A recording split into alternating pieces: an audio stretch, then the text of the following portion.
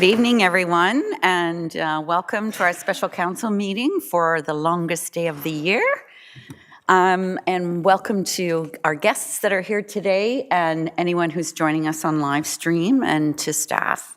So I'm going to advise you that this meeting is being audio and video recorded and live streamed on the Town of Innisfil's YouTube channel, and shall form part of the record, which will be retained in accordance with the town's retention bylaw. And I'll go first to Councillor Saunders for the land acknowledgement. The Town of Innisfil acknowledges that Innisfil is situated on treaty lands that is steeped in rich Indigenous history. The town also acknowledges that this land is the traditional territories of the first people of Turtle Island. It's shared between the Anawashabi people of Beausoleil First Nation, Chippewa of Rama First Nation, and Chippewas of Georgina Island First Nation, and we thank them for their generations of stewardship. This meeting place is still the home of many Indigenous people, and as of settlers, we are grateful to have the opportunity to work on this land. The town acknowledges the forced sacrifices of the foundation of Canadian society. We are dedicated to honoring Indigenous history and culture and committed to moving forward in this spirit of reconciliation and with respect to all nations, Métis and Inuits. Thank you, Councillor Saunders. So for anyone who's a regular at council meetings, this is going to be a very, very different than our normal council meeting, a strategic planning session, a chance to do kind of a brain dump, and hopefully it'll be less formal than a normal council meeting. So I'm really glad to see that Councillor Eisses wore his summer solstice outfit today, his Hawaiian shirt, and so we'll try to dispense with some of the formalities today, and just get right into it. So I'm going to start then by asking for a mover and a seconder to approve the agenda of tonight's special council meeting. Councillor Saunders, Councillor Eisses, all those in favor? That is carried. Are there any disclosures of interest? I don't expect to see any hands now, but if when we're talking a disclosure a conflict comes up in the discussion, please let us know at that time. And now we'll go to item 4. So really happy to welcome Sabine Matheson and Stacey Hushin. Did I say that right, Stacey? Thank you. Both from Strategy Corps. Strategies Corps is no stranger to Innisfil and has helped us with our strategic planning sessions in the past. And we really appreciate you being here today. And unless CAO Jershaw has any opening comments, which he says he doesn't, we'll get right into it. So thank you again for being here. This is, I should just quickly say that there's a lot of new faces at this table, as you would have seen. So we have 5 brand new members of council here today. And I know you've had a chance to chat with everyone, so I'll pass it over to you. Thank you. Thank you very much, Madam Mayor. And it is a real pleasure to be here in Innisfil again. I'd wish you a happy solstice and a meaningful National Indigenous Peoples Day. And in case those of you who did remember me from last time noticed something had changed, I'd wish you a happy Pride too, because I used to be John Matheson and I'm Sabine Matheson now, and I just thought I'd mention that you can all be very proud of the way the municipal sector has extended its acceptance to me over the course of the past year, and it's delightful to be back. I know lots has changed in Innisfil, and stuff's changed with me too. I needed a new strategic plan too, so happy to be here. If we can just jump to there we go. Here, the agenda slide. So what we're going to do is a very accelerated introduction to what we're going to try and do tonight, because I understand there is a bit of time pressure on the back end of the meeting. We'll take a quick look together to get your opinion to validate the strengths and weaknesses and opportunities and threats that we've assembled through the initial round of interviews with members of council and with senior members of staff. And then we'll move into a group activity, which is really all about where we go from here. And in particular, a review and defining of the initial draft, and to sort of see whether it is reflective of your take on the SWOT analysis. Because of course, the reason why we do SWOT analysis is because if we do it well, it really suggests what the path for the next 4 years ought to be. And so with that in mind, we can move on to a beginning of the introduction. And perhaps, Stacey, you want to address the first of the slides? Sabine and I are not the same height, or so we'll just be tweaking this as needed. But first of all, thank you so much for having us here tonight. We're excited. These workshops are always a pleasure for us, as it gives us a chance to work with all of you together, mindful of the fact that we've had an opportunity to speak with you one-on-one. It's a chance for us to hear from you in the context of your colleagues, so always exciting. But of course, a strategic plan is a really important document, and it can often seem when you embark on these processes as a bit of an airy-fairy exercise. How do you come up with priorities that are meaningful but also achievable, things that you can actually deliver on within the time span that you've set for yourself? But having a plan is important. And that's because, you have limited resources available to you. You also have commitments that you've made to the community. The strategic plan can help you decide where and how to allocate those limited resources, how to deliver on those priorities that you've set for yourself and for the community. It's also really important from an organizational perspective in terms of how staff go about their work on a daily basis. Knowing what the priorities are or what the organization would like to achieve, that should trickle down into staff's departmental work plans as well as the budget. And the budget is really important because at the end of the day, the budget is the accelerator pedal. It can tell you how fast to move on something, how much to do, but the budget can also be a way that you say, we're going to pause on this in order to prioritize something else. The other important facet of a strategic plan, it is the glue that connects council, staff, and the community. And as part of this process, and as many of you know, we did a community survey, so there's been community feedback as part of this. And so it really can bring unity on this three-legged stool of the town of Innisfil, council, staff, and the community, so that everyone knows what is being worked towards? What's that vision for the future that you've set for yourself and that has been informed by that three-legged stool? And of course, if you don't know where you're going, how can you plan to get somewhere, right? And so that's why a strategic plan is really an integral plan to any organization. So, if we were at a council orientation session, one of the things we might start off by saying is it's the role of council to steer and the job of staff to row, or sometimes you hear talk about how boards should have their nose in but their fingers out. And strategic planning can sometimes feel like a complete violation of that whole principle, right? Because it's sort of like, okay, let's get council around the table and start making plans for the next 4 years. And it's not really intended to be that at all. What it really is intended to be is, I often refer to the metaphor of two on-ramps to the Highway 400. There's council saying, this is what we want to do, and there's staff that's saying at the staff level from the perspective of our professional advice, this is what you got to do. And there's always elements of, the duality of that when you're talking about the Safe Drinking Water Act. You don't want to mess with the professional advice of staff because there's really serious consequences to not living up to the obligations of that legislation. At the same time, if council doesn't have an opportunity to shape the course of the municipality, then why does the public elect you? And so it really is important to strike this balance. And strategic planning, in the bad old days, probably 20 years ago, and I'm sorry to tell you, I've been doing strategic plans for 25 years now. In the bad old days, it might be council disappears for a day and they go off and they do something, and it was very apt to be left on a shelf.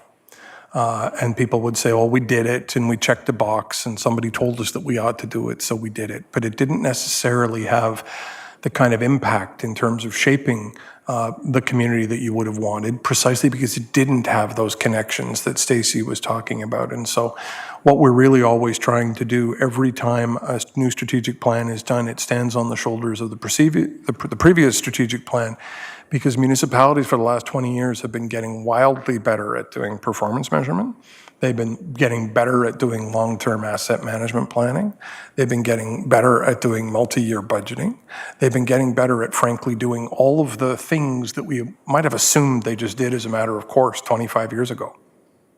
But they didn't, right? And so there's been an element of continuous improvement to municipal management over the last 25 years. And so this is intended to be a process that's going to get you a very contemporary strategic plan that has those linkages that Stacey was talking about. And so the process that we're following is even different from the one that we did last time. Because you recall last time I was kind of invited in once to say do quick interviews and then, okay, we'll do a day. And what we've done this time is we've added a second phase to the process where we'll do that day, which is today. We'll see what a draft plan starts to look like. But then we're going to go off and we're going to work with staff and they're going to help further develop. If you gave us these general instructions, what would that look like in terms of 4 years of implementation? And then it's going to come back to you to be approved. And this kind of sine curve process is really what you want to have to make sure that you've got that appropriate type of governance relationship where you guys are setting the direction, staff are developing it, you're approving it, they're implementing it. And then just as with agenda setting, just as you both set the agenda, you both monitor and review. Staff monitors and reviews every time they keep score, every time they track. You monitor and review every time you go into the grocery store and somebody starts waving a baguette at you saying the pothole that they mentioned to you hasn't been fixed yet. I mean, that is kind of the beauty of the accountability of local government in a small town. It is local accountability in a small town, and you know that. If we get this virtuous sine curve going, where we're following this pattern of agenda setting, developing, approving, implementing, and monitoring, reviewing, start again, then that's where we can really get the best benefits for the municipality. And I think, you know, as we start to map out what this strategic plan looks like, one thing to keep in your head is what kind of horizon does it have? A 10-year plan is something that's a bit different than something like a term of council plan. But of course, in speaking with you all, and as Sabine said, we are gallivanting around, well, she didn't exactly say that, but we are gallivanting around the province, supporting municipalities in strategic planning exercises. And, you know, I think some of the biggest issues facing municipalities are the ones that are not going to be solved in a 4-year term of council. But that's not to say that you can't make meaningful progress on some of those issues or some of the goals that you set for yourself over a 4-year plan. And that's why it's really important that we work with staff to figure out what is achievable within the horizon of the strategic plan. What do we think we could actually move forward with in terms of implementation? And so another important facet of that is monitoring progress, as Sabine said, putting in place performance measures so you'll know how you're doing over that term of the strategic plan. And you'll have the opportunity to not only check in on progress, but to course correct if you need to. And I think, you know, if we've learned anything from the past couple of years, it's that municipalities and maybe all of us need to be flexible. We need to be prepared to adapt. We need to be prepared to make changes. Even the best laid plans, you know, can need to evolve as external factors or internal factors evolve. When you think about, you know, whether it's the pandemic, whether it's the impact of changing provincial legislation that has direct impacts on the work that you do in your business. If you think about climate change and even the wildfires that I know, you know, we were experiencing the impacts of that all over Ontario. There's a lot here, and that's why it's important to have a plan, but also realize that, you know, there's going to be things that are going to carry on past the life of this plan, and that's okay as long as you've also taken an eye to making sure that you're you know, setting key actions that you can actually deliver on, but also monitoring progress against those large goals. So Another thing that we bump into all the time is the debate about whether a good municipal strategic plan should in effect be a corporate plan or a community-based plan. And I got a pretty strong view that your community needs you to represent the entirety of the community and not just be the people who are the governors of the corporation of the municipality of Innisfil and the things that you can directly control because there's a truck that says Innisfil on it, so you can control it. And let me tell you what I mean by that. Access to health care is, primary care, family physicians and that kind of thing. It's a problem just about everywhere. Thankfully, it's not a municipal responsibility.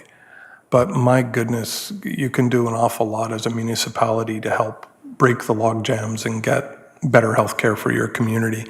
And so municipalities typically accept that responsibility because if you don't, nobody will. I'm fond of saying, if you think that there is a file folder at the Ministry of Municipal Affairs at 777 Bay called What Innisfil Residents Really Need to Thrive, I'm sorry to tell you that there probably isn't. And so the only way that there will be such a thing is if you put it in your strategic plan. And so because there's nobody else to do a strategic plan for the community called Innisfil, it kind of falls to you to do it. Now, what this means is that you might have a mixture of things in your strategic plan that are under your direct control in the sense that you will deliver them. And maybe we can jump to the next slide here.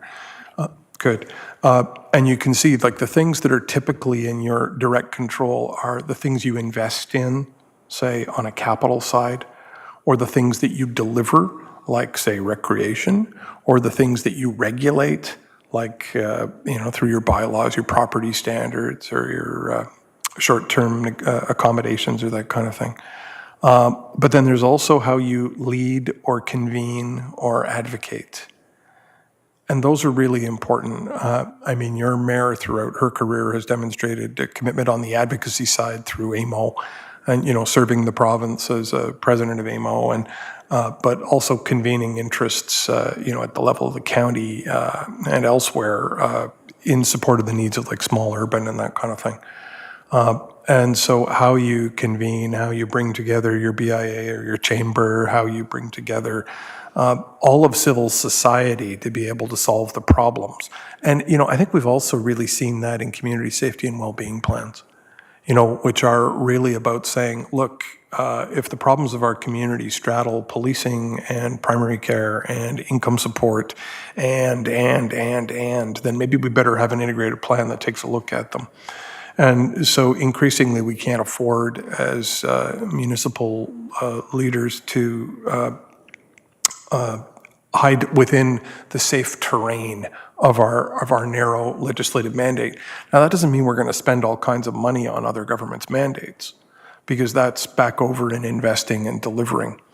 But it sure means you'll give them an earful at the AMO conference or through more effective advocacy throughout the year, 365 days a year, or just through the leadership that you do at the county or whatever.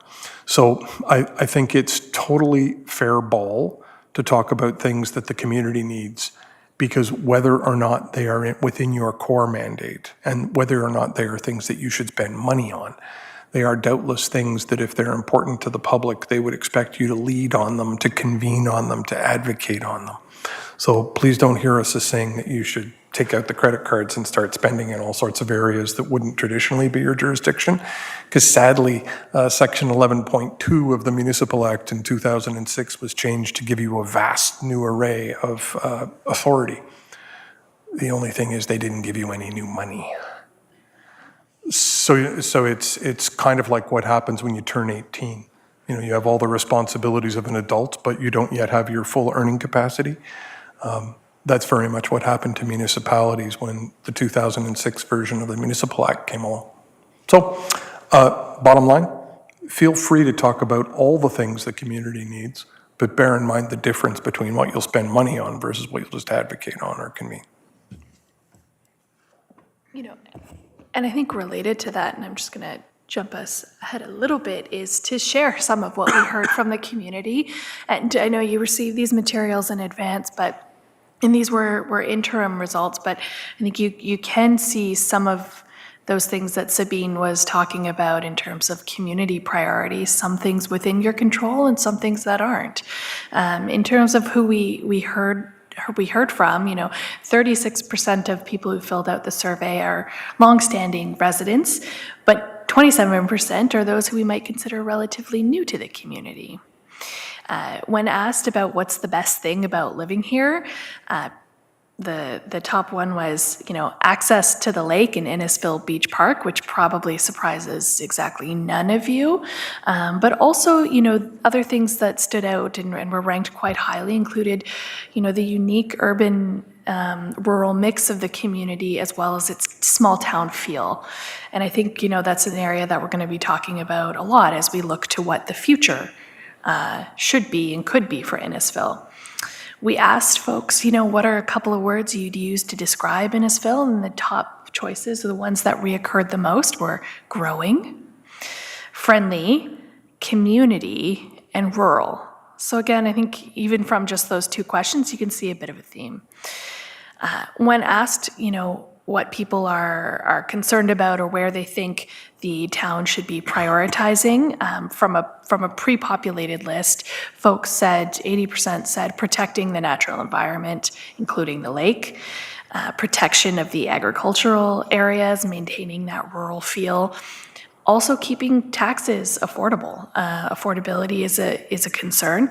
And the last one here, which is the one that Sabine mentioned, and it's true for you guys just as much as it is for everywhere else in Ontario, access to healthcare services. In terms of key themes that we heard from people, there's concern about growth and making sure that the town is ready to meet the demands of growth, having the services and the infrastructure required. Again, healthcare services and access to healthcare professionals.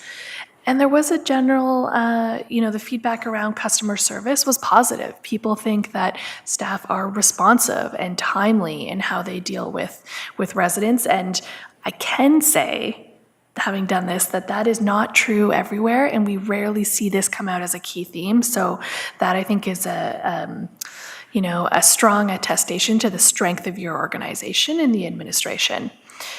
What's interesting is when you look up just above that, in terms of how satisfied residents are with services, 43% said they're satisfied, 26% said they're not satisfied. So, again, this wasn't a statistically valid, survey. It's not random, but it gives you a snapshot of where the community is in terms of some of these priorities. We also did something similar with staff. We heard as part of this process that we wanted to engage staff in this strategic plan, get their insights in terms of where they think the organization should be headed over the next couple years. We asked staff, what are the strengths of working here? And they said it was the focus on innovation and doing things differently, a real dedication to serving residents and to serving council. They also spoke about, or they mentioned the collaborative environment, the sense that people work together here as a team. In terms of weaknesses, they mentioned some staff turnover and retention challenges, which again are increasingly becoming common across the municipal sector, no matter whether you're the city of Toronto or a smaller municipality. They also expressed some concern over challenges with communication, whether that be between departments or how you engage with the community in terms of educating them about the services that the town provides. And one of their concerns was, what is the strategic direction of the organization? How do we know what to prioritize? And I think, as part of this, one of the things we heard was a desire for a little bit more specificity in the strategic plan, something with, tangible, realistic goals. I think, there was a strong sense that the previous strategic plan, that had the priorities pretty right, but where there's room for improvement is, what are those specific action items? Like, what's our actual blueprint for delivering on these big goals? One question that we often like to ask staff is, do you understand how what you do every day relates to the strategic plan? And, here, that had a fairly high agreement that people get it. They understand how what they're doing at an everyday level, their role and responsibilities relate to kind of the vision that Innisfil has set for itself. But just under 20% actually use it and refer to it. So kind of interesting. See, that's what we love to see, is when people have it. And I've done many an interview with members of senior management teams who actually pull it out from their desk drawer.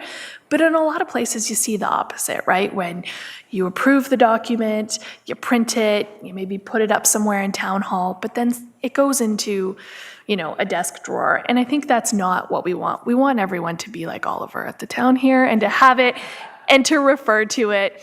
Because that, again, going back to the first slide that we started with, that's what builds unity and a sense of alignment within an organization. Everyone marching to the same beat. In terms of what staff said the most important priorities are that they think council should be focusing on, growth management and infrastructure planning, again, fairly consistent with some of what the community said too, protection of the natural environment, including the lake, and infrastructure maintenance. So a clear focus here on, the hard services and making sure that you can maintain what you have, but you're also preparing for what's next. And, we're happy to chat about that further, but I knew we do want to get on and stop talking so we can hear from you. So Sabine, did you want to set the frame for kind of the next phase? Sure. You've probably heard people talk about the value of having something called SMART goals. So SMART goals really means that they're specific enough, and there's these 5 attributes. The S in SMART is specific, and the M is measurable, and the A is achievable, and the R is relevant, and the T is time-bound. And if you can say that I think it's important, we all know what it is, and then we have the resources to do it, so we know it's achievable, or the authority to do it, or the competence or capability or legislative authority. Get it done by such and such a time, so it's not always on the endless mañana list. And then finally, that we would be able to measure, so we would be able to tell whether or not we've done it or not. If you have 5 goals, or goals that have those 5 attributes, then you're really in great shape. Now, a lot of the times, it's difficult to get all the way to all 5, because some tasks are things like, hey, we should do an active transportation plan. So you know what? You could do it. You'd be able to measure whether or not you'd done it. You could set a doable time for doing it. You obviously know it's achievable and it's measurable. How about promoting job creation for the community? Is that task ever done? And you can set a benchmark, but if there's a giant downturn in the economy, would your efforts matter? Now, is that a reason to not do it? I don't know. I remember there was a municipality in Ontario that about in 2015 or so had the highest unemployment rate in the province, and they had no economic development department. Not that I would say there was a correlation between those two things, but could you imagine not having an economic development department at the time you had the highest unemployment rate? It was actually in Canada. Now, they'd suffered a rather tragic, massive closure of one of their core industrial residents, and so that's why they were in that situation, but you see what I mean.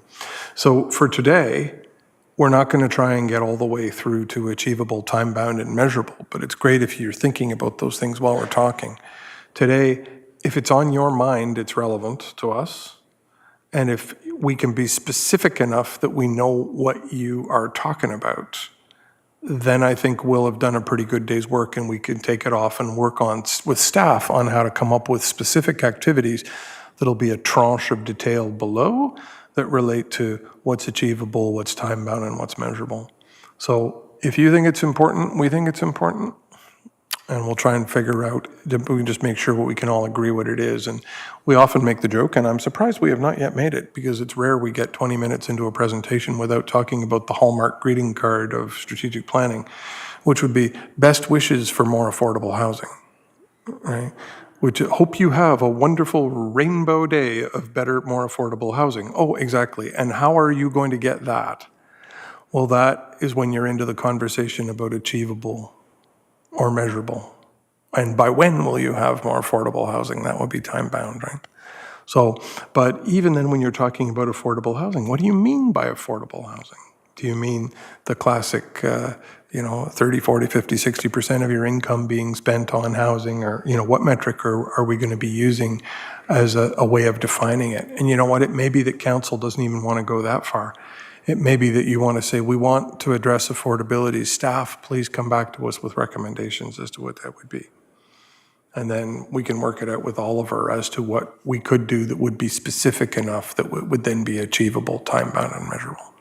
So that's how we're going to make sure we don't get stuck with a strategic plan that you say, I love it, but I don't know what to do with it. And that's the most important task today. It's to come up with something that you love, and then in the second step, we'll figure out what to do with it by making it specific enough that we'd call it actionable. So anyway, that's kind of what it looks like. So,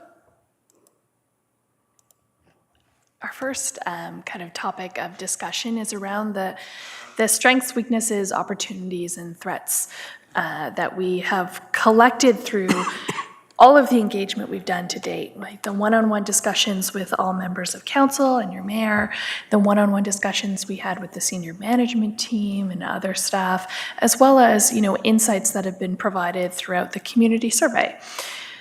It aggregates, this SWOT aggregates what we heard. We haven't put absolutely every single thing that was mentioned. We certainly wouldn't have time for that, so it's not an exhaustive list, but it's a summary, I think, of the key themes and insights that, we'd like to, as we start thinking about, Innisfil today and how you'd like to get from today or the current state to the future state and what your vision is, have a conversation around, what are those strengths and weaknesses? How do we then turn those into opportunities? How do we also plan for, those threats that we know are here or are to come, and make sure that the strategic plan is addressing those in some capacity? I'm not going to read each one because I think you have a screen, you also had it in advance, but really we're just looking for, did we miss anything? Do you feel like there's any strengths here of the municipal administration? So that means the corporation of the town of Innisfil. Is there anything that we're missing that we didn't capture that you think should really be here? This is...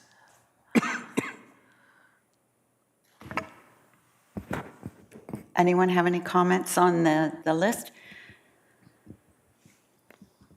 We're pretty good listeners, but we don't always get it totally right. So do feel free to add anything. I would just add, and I don't know if I guess it's a strength, but just from my perspective, how far we've come. We didn't have a good customer service when I first started. We certainly didn't have a vision for growth, and we certainly didn't have a unique brand. In fact, we didn't even relate as a community. We were a community of communities, so we were competing against each other. And I would say that's improved substantially over the years. So I guess what I'm trying to say is that that's a strength. The strength is that we have come a long way. Mm-hmm. And so obviously we've followed our strategic thinking in the past. Anyone else? Deputy Mayor. Thank you, Worship. The one thing I like when I read this is it shows that council and staff are moving in the same direction, that there's no competition of who's doing better for the community. We realize that we are in a service industry and we are serving the community, so our working hand in hand, we actually enhance each other's strengths. So this is something that I'm really, really happy with. I've seen it over the past 5 years, and it's something that continues to improve. It doesn't degrade. Even with the whole new council, we still kept that flow going, which is really good. And I think that's a really important point, because one of the reasons we ask about the strengths is not only to start our conversations with everyone on a positive note, but also because it actually takes work to make sure that your strengths continue to be your strengths, right? And Sabine and I have been in many places where some of the things on this list are not on those lists. And so you want to make sure that you're continuing to stay on that track, as your mayor said. You know, you've come a long way, and so how do you continue on that path and continue to foster everything that is currently working well? Anything else on this one? Otherwise, we can move to the community. So the strengths of the community. Anything here you think is missing? Anything that you hear from your residents that maybe isn't on this list?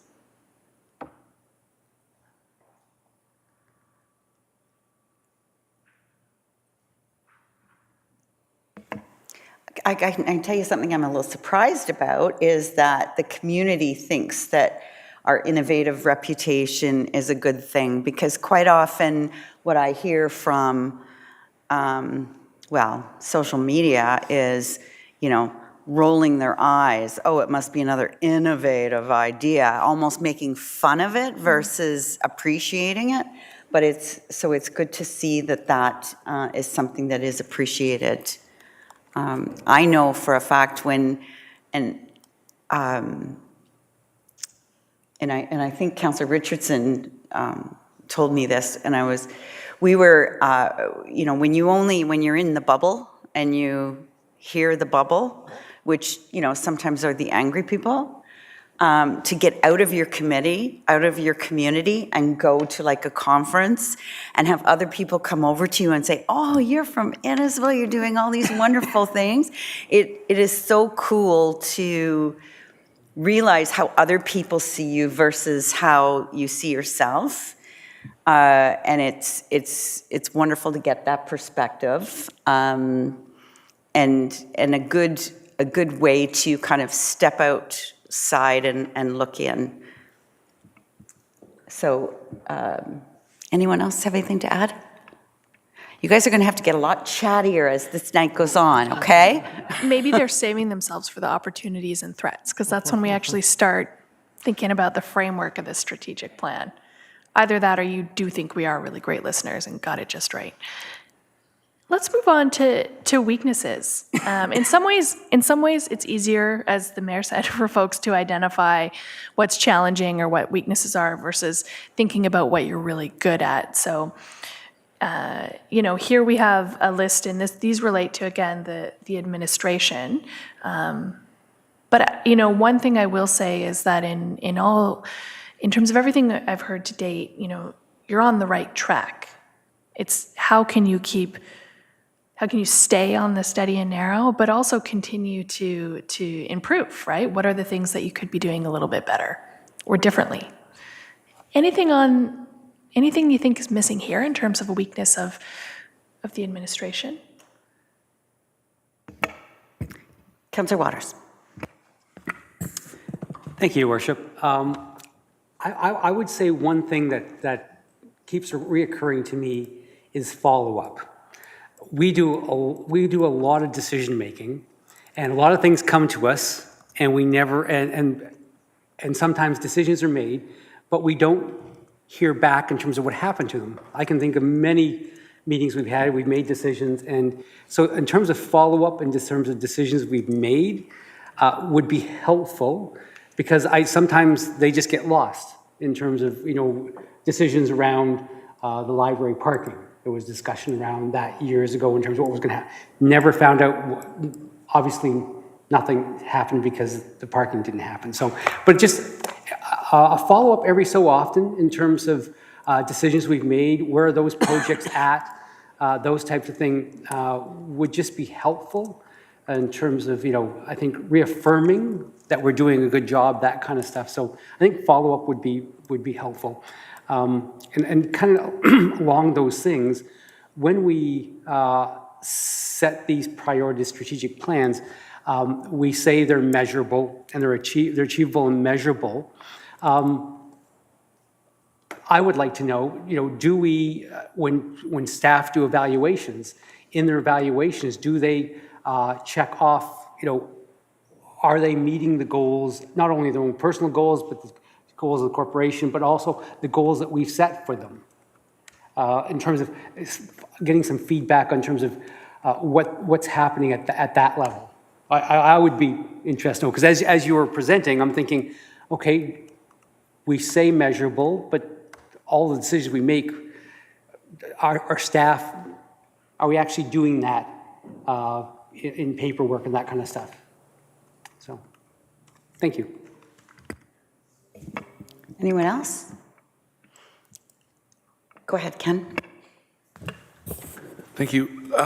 In regards to things moving slowly, I've had this conversation with many people over the years, and one thing I keep on reminding them is that the wheels of administration do not move as rapidly as the wheel of public opinion.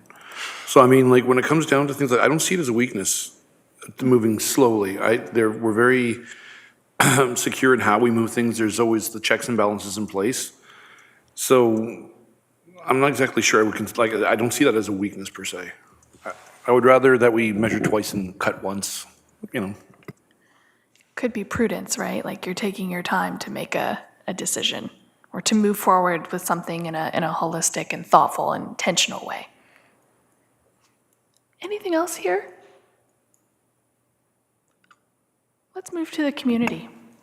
Before we do Oh, that, go ahead. Stacy, could I just, I thought of one thing we missed on the municipal administration strengths. If we Yes. could go back one. Agility, agile. Like, maybe it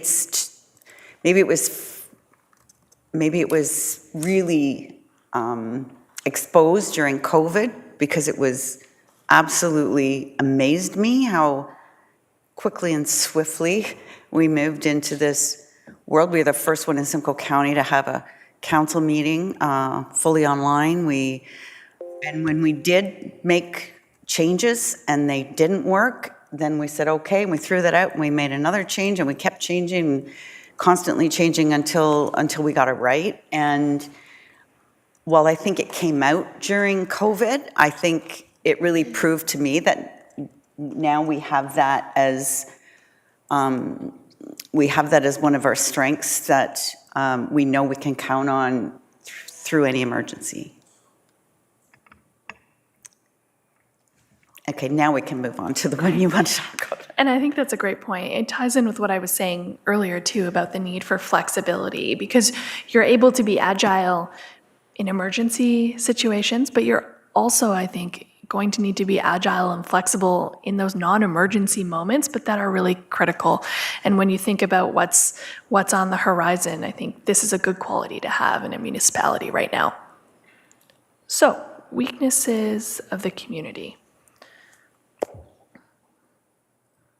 Lots here.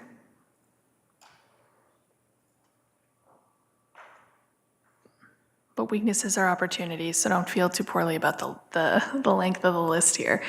But anything that's not here that maybe you hear about from residents, or you heard when you were campaigning, or something in the back of your head.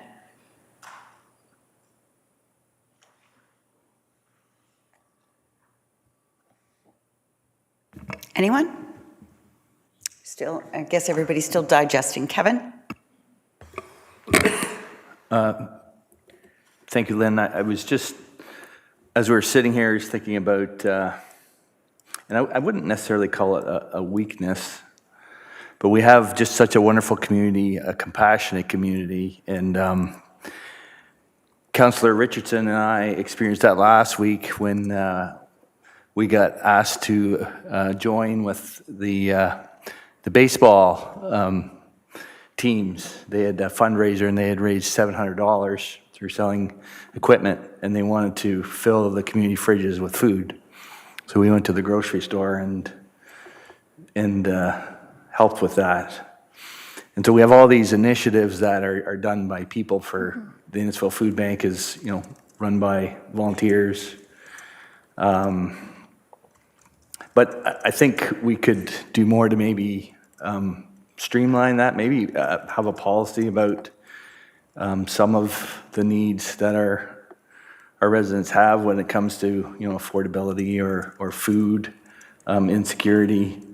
And I know that gets a little bit out of our lane, because That's typically not what municipalities do, but we're already seeing our residents do that. So, can we strengthen that goodwill that we see?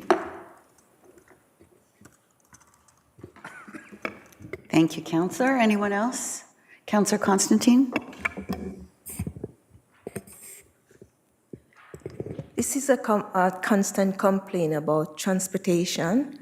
Most residents feels now that the community outgrown the Uber system, so that's a big complaint. Thank you, Councillor. Anyone else? So can I just say the need for prioritization, I think, isn't a weakness of municipal administration, it's a weakness of council. We tend to, go on social media, read a complaint, and poof, we all move in that direction, and it becomes the priority of the week. And then we'll read another comment on social media, and that becomes the priority of the week. And we kind of govern by social media versus by our priorities and our strategic directions. So while I do see it as a weakness that we need to set our priorities, and I'm not saying that you can't, that something isn't going to come up that has to be dealt with, but there just seems to be, we've got 45,000 people, but if 12 think something, we have to do it. And I don't know how we get out of that kind of mindset. Councillor Waters? No, it's working. The light's not, sorry, I couldn't see the red light. My laptop's in front of it. Sorry about that.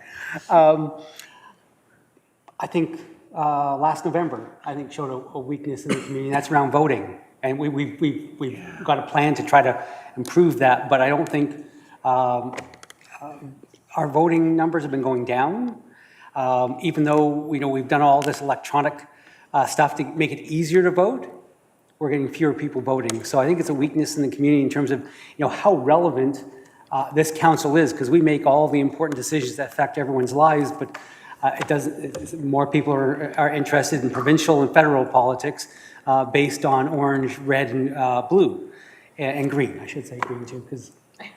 I think voting is a weakness, and even though we have all this caring, it's kind of a dichotomy. We have all this caring that goes on with the community, but we don't care to vote, which puts us in these chairs, and I think that's important. Thank you. Deputy? Thank you, Worship. Maybe with Councillor Waters' thought, maybe it's complacency or lack of faith in the system, because when it comes down to it, we have the federal election followed by the provincial election, followed by the municipal election. And because it hits in such a wave that at that point in time, people are a little bit burnt out. So we need a way to remind them that the power that they have is better than social media. And I would say a lot of these comments just now are not specific to Innisfil to some respect. I think it's when you look at voter turnout across all of the elections, historic lows. And that's why, I've changed the slide on you here, but we've kind of moved to threats, is how do you navigate, whether it's complacency, whether it's disengagement, how do you navigate that and tackle that as an administration? And I'm hoping, in response to, Mayor Dolan, your comments around prioritization, that this strategic plan can help council do that, because collectively you're setting the priorities. We've heard from all of you individually, you all likely, and you expressed in the interviews we had your own priorities, but now it's the job that you have before you to come together as a group to decide on what you'd like to prioritize, how you are going to invest those limited resources. And that is a challenge, but it's also why municipal government is different. There's no opposition here. There's no cabinet. There's no premier or prime minister. You make decisions collectively, and while the structure of local government may be changing as we're seeing, this is still the role of the town council today, and the strategic plan can probably help you figure out how to navigate from, gut reaction responses to 12 people to figuring out how to say no. Your strategic plan is a document that can enable you and empower you to say yes to things, to do things that'll contribute to your community. It's also a document that you can use to say no, because you haven't identified it as a priority. I'm not sure if you had anything to add to that, Steve. Well, the one thing I can't resist adding is if you look at this slide, there's 6 points here that any one of which could totally keep you up at night, right? The changing provincial-municipal relationship, oh my goodness, Bill 23, feeling the earth shift under your feet. Who knew that Carole King was talking about municipal administration at the time? When between Bill 23 or changes to governance, all in pursuit of new housing, which of course is everybody's concern, but how municipalities are mobilized in making that contribution to new housing is a very, clear approach that's been taken by the province, and what the impact would be on municipal finance or municipal governance or municipal councils' relationships with their public is really an open question, because what the province has in essence done, and this is so interesting, right? Because for 150 years, municipalities were basically responsible for receiving applications from applicants. And then you would say, okay, I guess they can build this or not. And for the first time, the province of Ontario has tried to make municipalities accountable or responsible for embracing hitting targets for how much you get built. And the reason that's so important is think about the difference between, it's World War II, you're the minister responsible for getting ships built, and so you have to hit a target by next Tuesday, versus, oh yeah, whatever, there's an application that comes in, we'll get it done, right? And so by invoking, in effect, a housing crisis, the province has fundamentally changed the relationship of local government to growth, from regulator to something that's both a regulator and somebody who's responsible for getting it done. Now, I imagine that's making the heads of a lot of land use planners spin, right? Because how is it that you're supposed to be the judge as well as the prosecutor? I guess it works in the Napoleonic system, but it's not what we're used to, right? If when you're the planner, you're supposed to run the planning system for everybody, proponents and opponents. So that's a very big deal. And if you were to say one of the number one challenges you have within a context of the province shifting the ground under your feet is making sure that a rapidly growing place like Innisfil grows in a way that you're content with, so that you can still recognize the community that you love in 20 years and say, we're so glad we grew because we grew well, while you're having the tools and that you have at your disposal for managing growth change. That's a very big deal. And it's also a very big deal, in the context of climate change, because if we're going to build it, for heaven's sake, let's build it so that it performs the way we want it to, not the way it used to perform, because what's the point in building stuff that compounds our problems? And so that there's that whole component of it. And then there's trying to manage all of it at a time of fiscal constraint when the economy could crumble beneath our feet at any moment, plus figuring out how to meet people's needs for affordability. And all of this at a time with the challenges in public trust, like you were saying. So like this page is the same just about everywhere you go in Southern Ontario right now. But what's different everywhere is what you need to do about it in the context of your place. right? Because Toronto's answers to this, or I dare say even Bradford's, wouldn't be exactly the same as yours, right? Because I mean, in the orbit, you guys have picked a path around dense and tall and preserve against sprawl, right? Which has a great rhyme to it, which I just discovered. I wasn't aware of. It could be the basis of a hit single, I suppose. It's a different way of doing it. And so, like, what I think is fascinating for you as you sit here isn't the cards that everyone is going to have to deal with. It's how you're going to play the ones that make, in a way that makes sense for Innisfil. And at the risk of sounding a little bit preachy, of having been to 25 municipalities doing tasks like this, but we've been on the road quite a bit of this the last 6 months, it's really interesting because everybody comes up with something different. And so we're like super interested in seeing what you come up with, because you know, you go to Chatham, they got the same problems, but Chatham also has a different mix of attributes. And Kingston, we just did Kingston's, all of these same problems would apply to them too, but you know, and it's true with all 25. I've got one for this list that is maybe less, oh, no, it's not. I was going to say it's less a threat than it was the last time you were here, but, and I'm going to use Sabine's words, or I guess then John's words, we're sick of being Barry's snack food.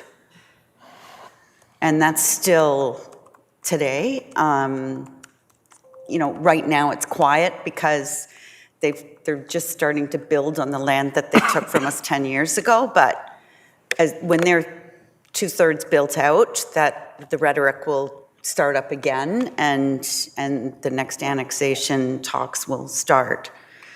And then to Alex's point about voting complacency, and I found this out when I became mayor the first time, was people have no clue who does what. No clue. I mean, I get calls about bad teachers. I get calls because their food wasn't cooked right at Swiss Chalet. So, and I know John Brassard's office and MPP Kanjan's office, same thing. They get calls about snow plowing.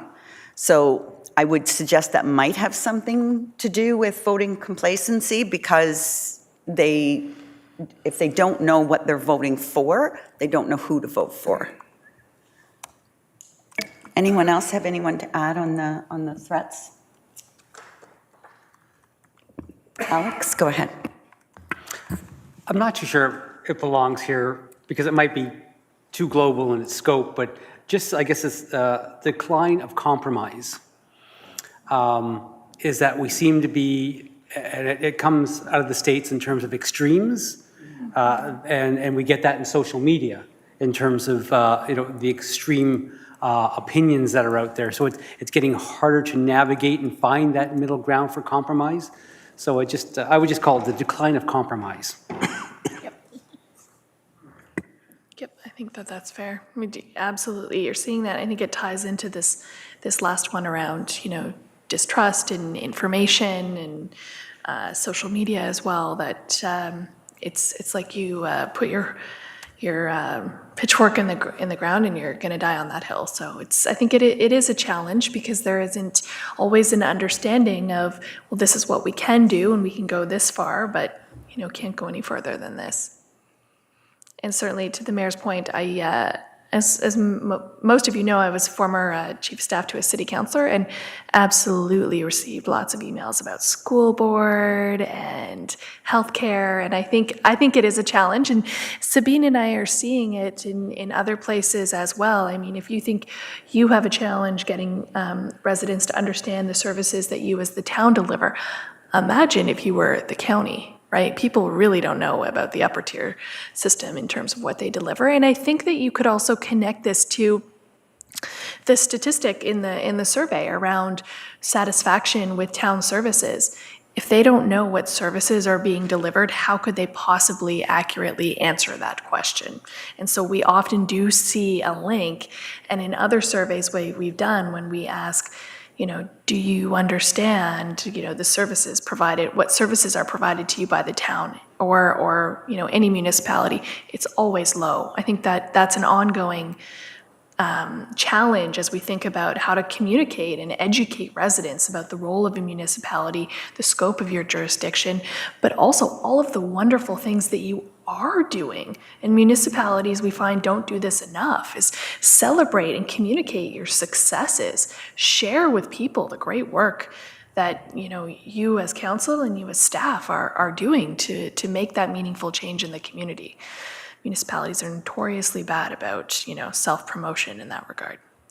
So why don't we shift to the opportunities? Because I think we're moving there. And I think, if Sabine had the unfortunate task of presenting the doom and gloom side, I think now we're ready to say, okay, so what? So what is the town going to do? How are you going to make your mark on those issues, many of which are not unique to you, but you have the power to set the parameters of your actions?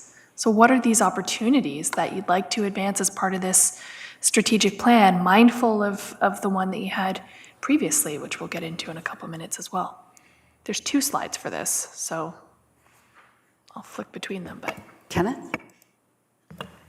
When I read the first page, I like the idea of housing, but I'd like to elaborate a little bit in regards to intensification of housing.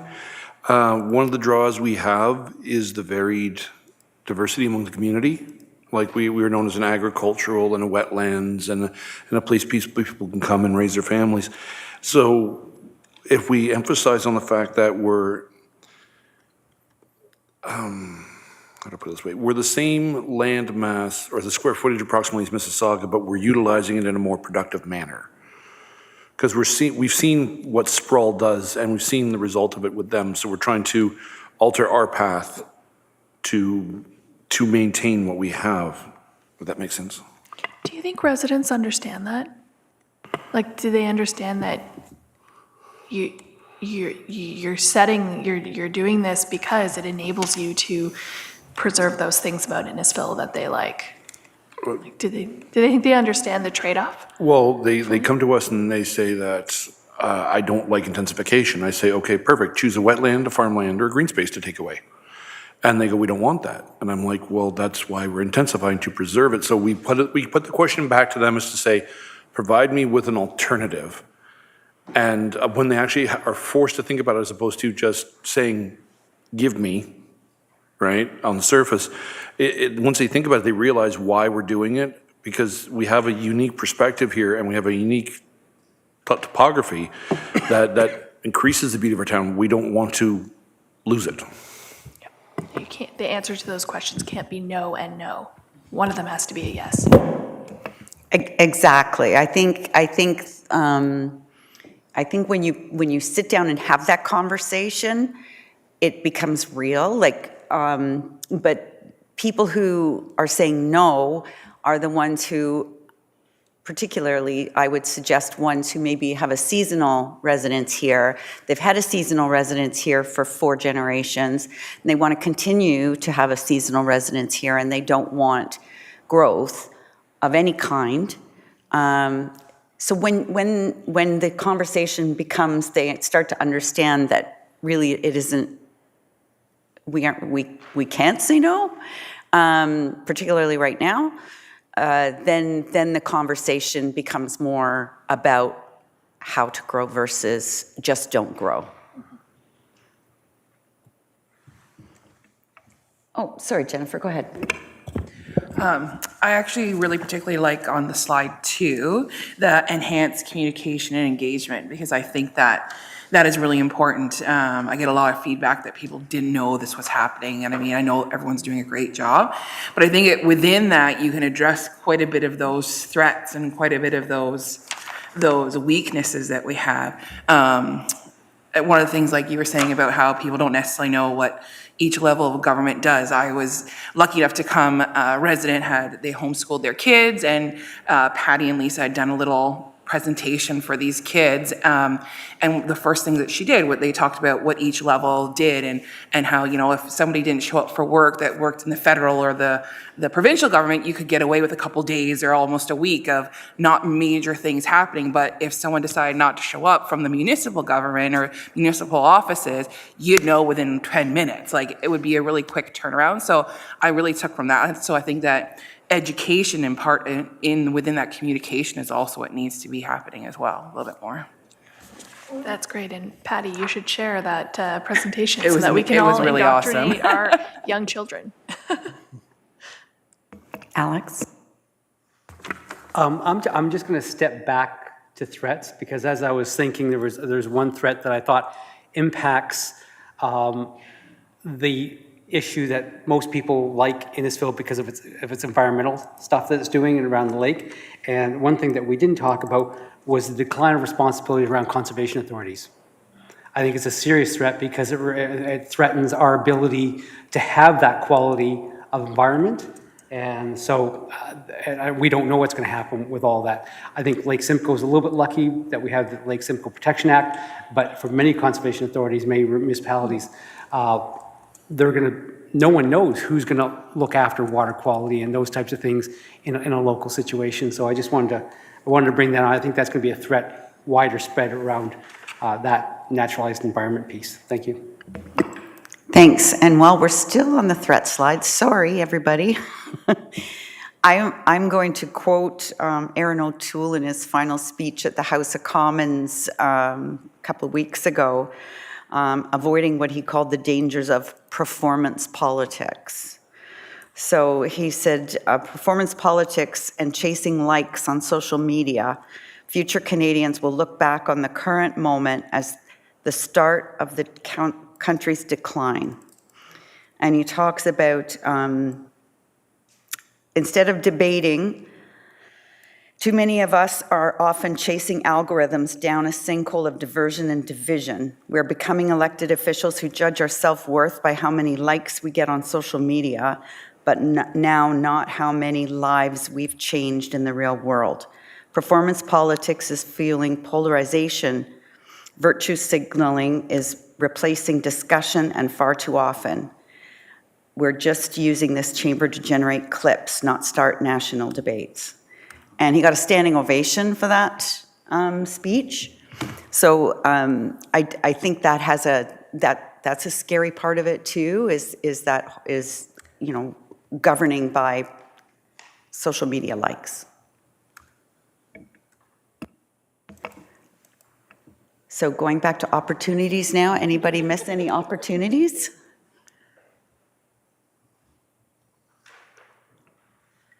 I mean, the good thing is that the rest of the session is about the opportunities, really. So we're Good. just, you know, these are some of the things that we've heard, you know, the need for increased and building on the work that you're already doing in advocacy that Sabine mentioned at the outset, you know, communications, engagement. And, you know, one of the things I think we heard, and you can kind of see that on this slide, is these are a little bit more internal focused opportunities versus the ones on the previous slide that are more what we may call external or community-facing in nature. And one of the things that we heard throughout, you know, some of our engagement was that maybe this iteration or this refresh of the strategic plan should have an internal-facing component because you're able to deliver on the community priorities because you have the people, processes, tools, you know, funding to be able to do so. And in some ways, you could view these more internal-facing issues or priorities as the enablers, right? If you don't have the staff, you're not going to be able to do what you need to do. If you don't have the money, and you can just ask the City of Toronto, you're not going to be able to do what you need to do. If you don't have, you know, processes in place that enable you to, whether it's how you respond to resident requests, how you organize yourself as an administration on the back end, how you use technology, you're not going to be able to provide those services as efficiently and as effectively as you can. And your last plan didn't have as much of a focus there, right? It was much more community focused. How do we feel about that, having some of these mixed in here? Thoughts? I think it's imperative, particularly the one like retention and attraction. That's huge for everybody. I know AMO's got a huge workforce development project on the go, but I think there's stuff that we do now, and we continue to do. Like we got a huge pushback when we developed our pets in the workplace policy, but you know that is definitely an attraction to potential employees. Discount at the YMCA, flexible work hours, flexible remote work time, like all of those things, and I'm sure there's a bigger list than I can think of, but you know, that type of creating that environment here that it's not just all about money, and to create an atmosphere here where people will become an employer of choice, I think is extremely important. And I think we do that really well now, but I think we can find new ways to do that odd thing that would make somebody think, hey, this is definitely where I want to go every day.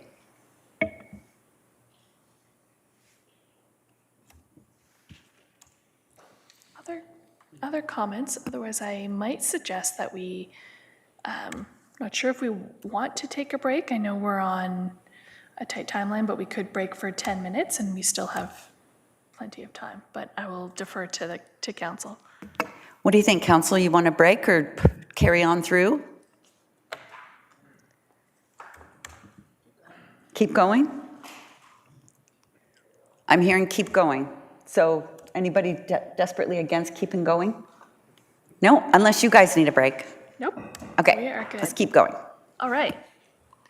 So we're going to shift to talking about the draft framework. And again, I would say that this is an initial draft based on everything we'd heard to date.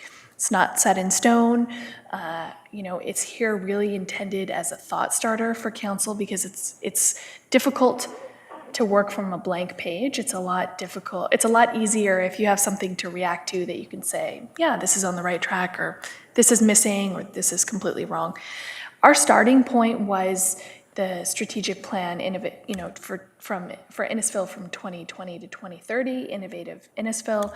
We used that as a base, took some of the feedback that we received on that plan, but also wanted to evolve it based on where Innisfil is today and where it wants to go in terms of that vision for the future and some of the priorities that were expressed throughout the consultation. This is deliberately broad at this point. Our goal is to work with you over the next hour or so to figure out what some of this actually means. When we talk about housing, how do we get more specific about what direction council would like to go in, what actions it would like to take to support, housing affordability or attainability? We also would like to, think about what the town's role could be or should be in advancing these goals. We chatted a little bit about at the outset about, there's the role of the municipality to invest, deliver, or regulate. There's also the role of the municipality to advocate for or to convene other municipalities or associations. We want to work through that as we look at what's here. And so we do need to have that stay, does the town want to stay in its lane? Does it want to go outside of its lane? And what does that look like? Because that's really important for staff so that they understand the parameters of what council would like to achieve and what goals it has set for itself. It'll inform, as I said, the work planning process that each department will go through and the budget.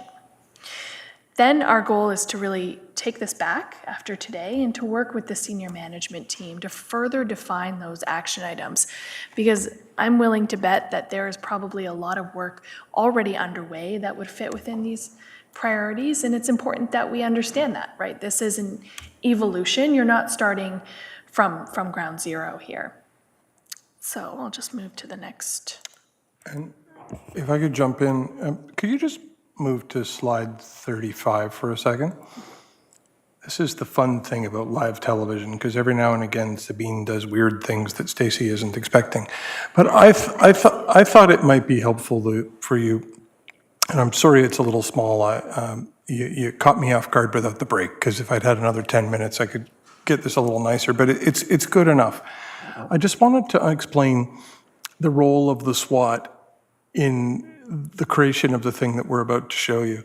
Because all I've done is I've condensed the various headings that are spread out over a couple of pages, and you can see where this was heading, right? The green ones are all the strengths, and the pink ones are the weaknesses, and I was just about to consolidate and add in the threats, and look, there they are even now as we speak. There's the threats, and then there was going to be some opportunities.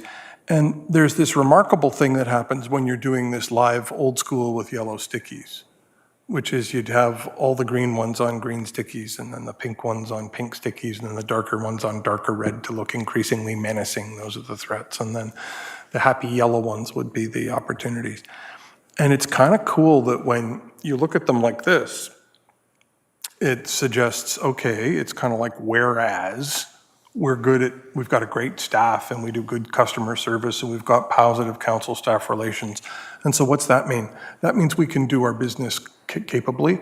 And I got to tell you, like, not here to make you feel good, but there's plenty of councils that don't have good council staff relations. So if you guys said you wanted to go swim in the deep end, I wouldn't be concerned about that the way I would be with some councils, because some councils can barely work with their staff to do normal getting her done kind of work, right? You guys could do something more interesting. And so then whereas you actually have a vision for growth, that's super important because you actually have already thought through this. We've got lots of growth all of a sudden. What are we going to do about it? A lot of places haven't. Whereas you've got Lake Simcoe and lots of places don't, right? You've got this growth, and the growth is good. It's giving you diversity in a rural-urban mix that you're committed to maintaining instead of just gradually doing the Mississauga thing like you were describing and being less productive with your preservation of agricultural land and just pave it all. And you've got this strong rural and cultural identity and small town feel that you want to preserve. So you got those strengths. So what are you going to do with them? You're going to set them off against your weaknesses. And collectively, you're going to say, well, okay, so we may need to offset some of these things. The first of the pink boxes becomes the to-do list. The dark pink box becomes the external threats. And then if I were to complete this task, there'd be a similar list of things that are on the opportunities page. And what we've really done, and this becomes the cross-check for what the slide that Stacy's about to show you. And it sort of validates, okay, so why did you do the SWOT, and then how is it connected to the slide you're about to see? Well, ta-da, if you jump up to, what is it, 23? That's how it's connected. So we used the same grow and sustain and connect framework because we heard that people largely liked it and were comfortable with it. But then we started to update the specific badges underneath those three pillars in a way that reflected the learnings from the SWOT circa 2023 instead of what they were a couple of years ago to sort of update them. And the next step is going to be to then put subpoints under each one of them to bring them to life. Because, you know, when we say grow, well, we're going to proactively plan and manage growth. Okay, how are you going to do that? So we need the bullet points under each one that describes how we're going to do that. Or similarly, we're going to promote a diversity of housing types. Okay, how are you going to do that? And so that's how this plan is going to evolve. But wanted to show you the connection between your inputs to us through the SWOT and then how we got to this. This is neither a regurgitation of what was from 2020, nor is it us making stuff up. It's actually us trying to translate what you told us in the SWOT into what you see in these columns. Initial thoughts. Sometimes it can, on the framework as a whole, we like to do this in two ways. First is look at it all together on the page. Does this feel like it's on the right track? And we're mindful that, you don't have the specifics before you in terms of, okay, well, what do we mean by proactively manage growth?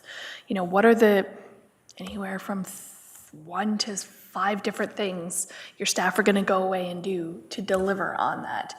That's the next phase. But before we embark on that phase of work, you know, we'd like to get a sense of, are these the general buckets of priorities that you would set for yourself? What's missing? What do we maybe need to amend? We don't get it right on the first try, but it's a lot easier to look at this and to update and tinker and revise than to, have a blank PowerPoint slide and turn it over to you and say, okay, tell us what the priorities are. So how do we and I guess as a first question is, do you like using the 2020 to 2030 plan as a base and evolving that, or would you like to see a different framework? Ken? Thank you.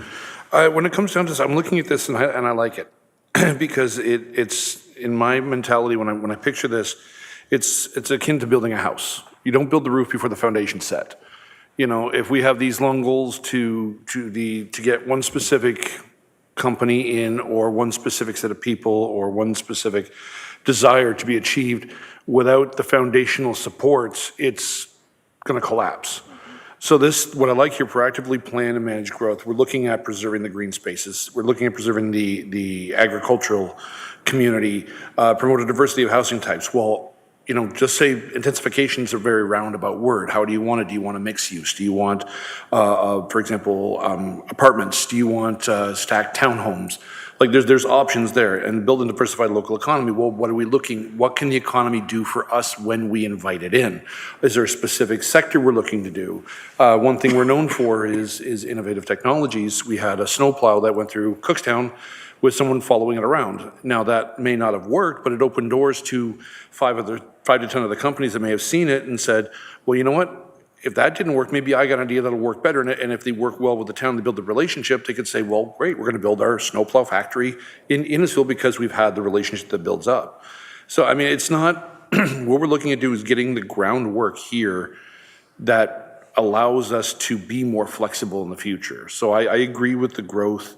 The sustain, it follows under the growth because it ties into it as you grow.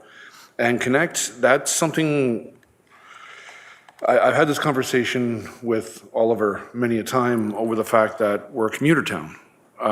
You can put it on social media, you can put it on the radio, you can put it on TV, you can put it in the paper, but if on a Friday night, working your way up to 400 with everyone going up to cottage country after 2.5 hours on the road, I'm gonna come in and I don't care what you're telling me. I just, I want my backyard, I want my trees, I want my pool, I want to be left the hell alone, and I'm not going to read what you try to communicate. So when the time comes, it may come and hit me upside the head, but it's not for lack of trying with the town. The town tries on multiple platforms. Mm-hmm. Like between YouTube, Twitter, Instagram, Facebook, LinkedIn, then we got the 2 newspapers, CTV Barrie. There's so many things we try to get the message out, but people are so, I guess, exhausted at the end of the day that they're not receptive. That's why the first 2 are more important, and that will eventually bleed over into the connect, if that makes sense. Thanks. Other thoughts? Kevin? Yeah, I would follow up the deputy mayor and say that I too like the way it's set up. I know we set this up last time, and I think it helps you understand where each threat or opportunity fits. But what I would like to see maybe going forward, as we talk about, as staff work through this plan, like, can you measure each one of those buckets, if you call them that, as a balance? Are we spending all of our time in growth? Are we spending it in sustain? Are we spending it in connect? And to me, that would give council a good picture of, what's important to us in the plan, and a picture of what goes on at the staff level. Because I think if it gets unbalanced, then that's where that's where we have problems with whether it's staff retaining staff, or it could lead to all different things. So that would be my comment on how to build on this for the next time. Yeah, that's a great point. Thanks, Kevin. Rob? Thanks. Just under where it says grow, it says build and diversify the local economy. I think we should put attract as well, because you got to attract McDonald's. We got to build them the building, or they got to build the building, but they'll help our local economy. So I would like to put see attract in there. And I think education is a big one as well. Going back about the whole thing is we need to educate all of us and the residents, just in comparison of like when their taxes go up and why their taxes are going up. And just doing it in a comparison saying, okay, your insurance went up 10%, so you're paying an extra $100 a year, but our insurance went up 10% as well, but we're paying $1 million extra a year. So just like an education along that lines. I think, isn't that what the city of Toronto is doing, adding an insert to its tax bills to residents about, in some cases, due to provincial legislation, that certain things have had to go up. Others? I'm a real big fan of the foundation, the serve piece. In our very first official plan, or at least the first one I remember going through, not official plan, sorry, strategy, I fought really hard to get that bottom piece in there, because to me, you can do all the innovative, fanciest things in the world, but if you can't plow a road, then you're going to lose the confidence of your residents. So if you can't do the core basics right, then the residents are not going to have the confidence that you can do the orbit right. And I just think that part of why we're getting a better customer service reaction from residents is because we have concentrated on that for some time now. So yeah, it's like you gotta have your main course before you have your dessert, and to me that bottom bar is the meat and potatoes. So I like the way it's set out. Anyone else? Why don't we work through each area a little bit so we can maybe get at that, specific and relevant piece here. But for grow, we drafted a bit of a value statement that again builds on what you had in the last strategic plan. And if council has ideas around some of the initiatives that they'd like us and staff to think about in terms of how do we make this real? Like, what are we actually gonna do to manage growth, to promote housing types, and to build and diversify the economy? Now would be the time to bring some of those forward for consideration. So I've put the piece around innovative technologies and business attraction. But are there other things that you'd like to see in this priority area? Ken? Actually, Ken, can you take the chair for a moment? I just have to get something out of my office. We were having this discussion with the deputy warden and the CO of Simcoe County this morning. Service. You can't have a business that has no servicing capabilities. If they don't have water, they don't have sewer, it limits their growth. So if you want a sustainable business that will hire a lot of local employees, that will provide the people the option instead of a commute in that scenario, you need to be able to give them something that they can tap into. And that's what we're working towards right now. Like up and down in Seal Beach Road, we've opened the employment lands. So we're following through with it, but if you're not given the opportunity to manage the property accordingly to the needs, you won't be able to get that far. Oh, here comes the mayor herself.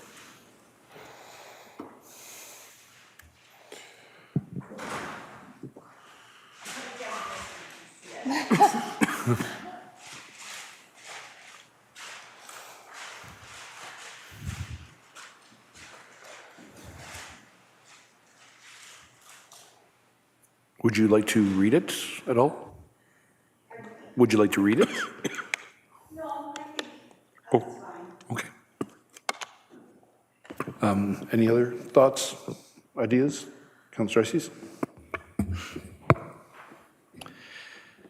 Yeah, I think Innisfil's done very well with partnerships to help with some of this growth in the past. I think of our economic development with the DMZ setup, and I think of the Uber partnership for our transit. So are there other ways that we can partner with good groups of people or good corporations to help get the things that we want? Because we know we're not the ones that are going to build the affordable housing, right? We just want to attract it. So are there ways to do that with really smart people, and instead of trying to do it all ourselves?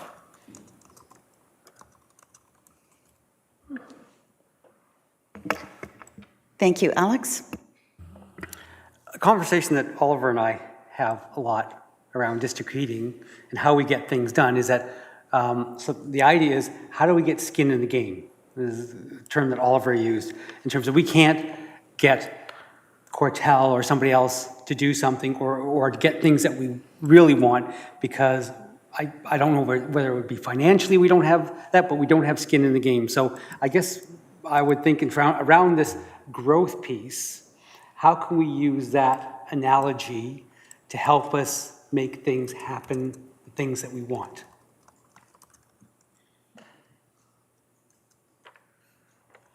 Like, if we want to have affordable housing,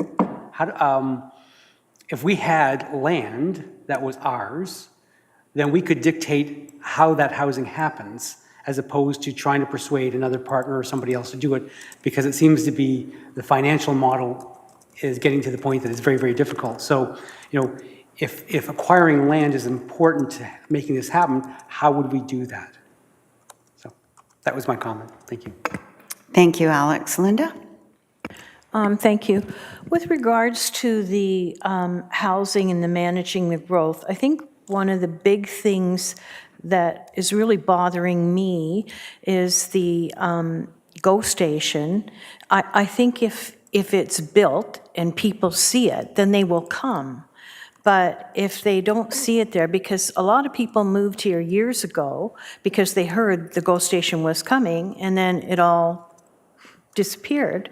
So those people are still sitting here wondering when that's, so, and now we're trying to encourage more people to come here, but we don't have the transit system for them. So I think we need to find a way to move that along and get that GO station built so that when people do see the GO station, they see it physically, it's there. It's more, then they're going to be more enticed to come and buy. Thank you, Linda. And along those same lines, other infrastructure that we aren't responsible for. So hospitals, schools, it's all well and good to build more housing, but all of the things that come with it that we need to advocate for that we aren't responsible for, but we can't build a complete community without them. And the letter I brought is a year old already, but it's the grade 1 students at a local school. And to me, that speaks too about complete communities. We talked before about being a place and not a space. But if I need a pair of shoes, other than the Cookstown Outlet Mall, like there's no place I can buy things. We need to, the Innisfil Beach Road, we've got so many projects on the go, but that have just seemed to have not taken place yet, but we need to infill with that, so that you can go to get all those things. Like, we hear a lot about 15-minute cities these days, but I live in a 15-minute city. I live in Cookstown, and I can walk to school, I can walk to the post office, the grocery store, the drugstore, the hardware store. I can get a massage, I can get my hair cut, I can go out for dinner and go to live theater. And I can do all of that within 15 minutes walk of my front door. So it'd be nice if people needed a pair of shoes or something other than pizza and a dentist, that they could get it right here in downtown Innisfil. Anyone else? No, I'm not seeing any more comments here. Stacy?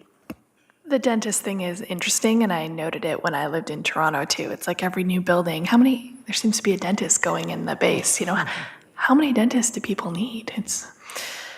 And a pizza, I don't know though. I don't know if I agree with you, Madam Mayor. Sustainable. So again, building on your previous strategic plan, we have 3 kind of broad major goals, but when you think about what this could actually mean in terms of things that you could deliver on and what you'd like to achieve, any thinking here? Ken? The first one, protect and preserve Innisfil's natural environment like Simcoe. There's a project that we're looking at for Innisfil Beach Road, east of 25th, and I'm really, really invested in seeing how this plays out. We're building with mass timber. It's going to be very much eco-friendly. They're doing it one building at a time and seeing how it plays out. If it really goes well, then we can follow up with other buildings. But I mean, it's diversifying from the concrete and steel. And even if it's a small experiment that shows that it works in that particular location, it's something that can be used anywhere in Innisfil. It's something that once we have that template, because if you take a look at the area, it's a high water table. It's something that's high traffic. It's something that's going to be seen by everybody who comes down to the beach in the summertime. So I mean, this is an opportunity here to try something, and if it works, it'll be at the forefront of everyone's minds and build outward from that point in other portions of Innisfil. And I think it's beautiful. It's a nice idea. Alex? Specifically on that project, and to go back to my last comment, is in terms of how do we help those types of things happen? Okay, here we have, it's a great concept of across Innisfil Beach Park. Everyone who sees it loves it, but how do we help those types of developments that we want? So we have the orbit, which isn't the sustainable community that we really hope for, because of various types of reasons. But how do we, and plus it's also a massive project. It's so big that our finances are very, very small in terms of how do we change that. But Oliver did mention that whole thing about skin in the game. Is there, how do we help developments that we want to happen? So we got the Habitat project. How do we make that happen? I know they're having some difficulties right now. How do we make that happen so that these become in-the-ground concrete projects that we can demonstrate that sustainability works? The development across Innisfil Beach Park, a wonderful development, in terms of, if it could go ahead, but it's, how do we help them? And right now, economic times are making it difficult for many for developers to actually put things in the ground because costs are so huge around getting those things. So my question is, how do we help these things that we want without skin in the game, or another mechanism, whether it's policy changes, some sort of cooperative partnerships of those things we want to have, because we don't want to be seeing favoring one developer over another. I've heard that before, but how do we do that? Because that's what we want to see. If we're going to stay neutral on it, nothing's going to happen. So I think we have to somehow get more involved in it. The question is, and I don't have the answer, is how do we do it?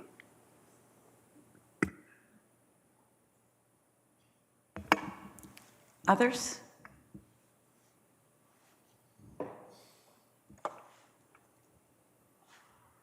There's a couple of hands. Sorry, Grace, go ahead. Thank you. My question, it's about the climate change. What can we do to, to promote that we actually believe in climate change and so that the community can know? Because there's not much talking about it. I mean, typically we see municipalities having 3 broad strategies on climate change. I mean, first and foremost is to recognize the primacy of the province and the federal governments, which have, much larger tools at their disposal. But that doesn't mean municipalities can't do anything. The first thing typically relates to your own internal operations, and it's the pace at which you can move to decarbonize your operations as best as possible. And so there's what you do with your own internal leadership to make sure your own municipal operations are as greenhouse gas friendly as possible. And the second thing is what you do to try and promote the adoption of more favorable lower carbon lifestyles within the community. And part of that is like public communication, but it's also in the way your works department will communicate around waste, or it'll be around, all sorts of different things. And of course, that's probably a Simcoe thing anyway, but you get my point. It's about the way you encourage people to live more lightly on the land. And then the third is what you do to prepare your infrastructure for extraordinary climate change type events. And, down the road, the province is coming up with green building standards, which are going to mean that everything we build will be more efficient, and your buildings department's going to be able to assist in ensuring that you're adopting those standards, and you're planning to, so at the level of permitting, your planning department will be able to make choices about land use that are more efficient. A real nice example that I gather Brantford is doing, and the mayor of Guelph is like the biggest proponent of this because he thinks it's so cool. So Brantford's doing it, but I always hear the mayor of Guelph talking about it because he wants to do it in Guelph. And it's in Brantford, they, of course, as you know, have a center city, and they're surrounded by very good agricultural land, which probably sounds familiar. And so they started keeping a scorecard every time they built something taller.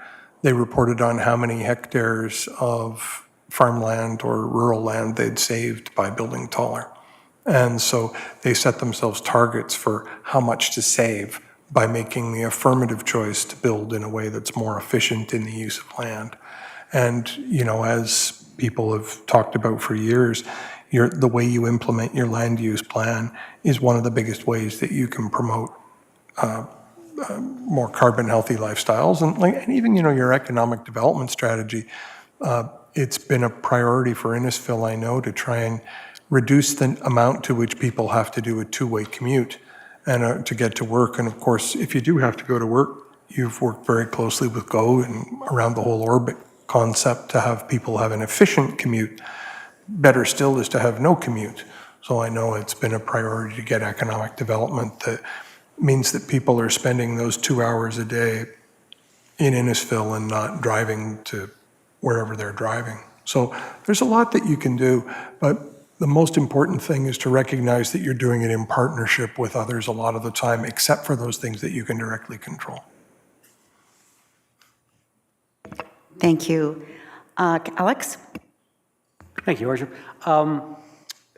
Based on the comment that I made before around threats around conservation authorities, is that I think realizing that their responsibilities around the natural environment, flooding is still going to be their major mandate, is trying to grow that partnership, make that partnership stronger, so that that we have a better understanding of what things might be falling through the cracks when it comes to the natural environment. So having quarterly meetings in terms of as their responsibilities start to decline, are there things that we should be meeting with them on a more regular basis around those natural hazards that may happen.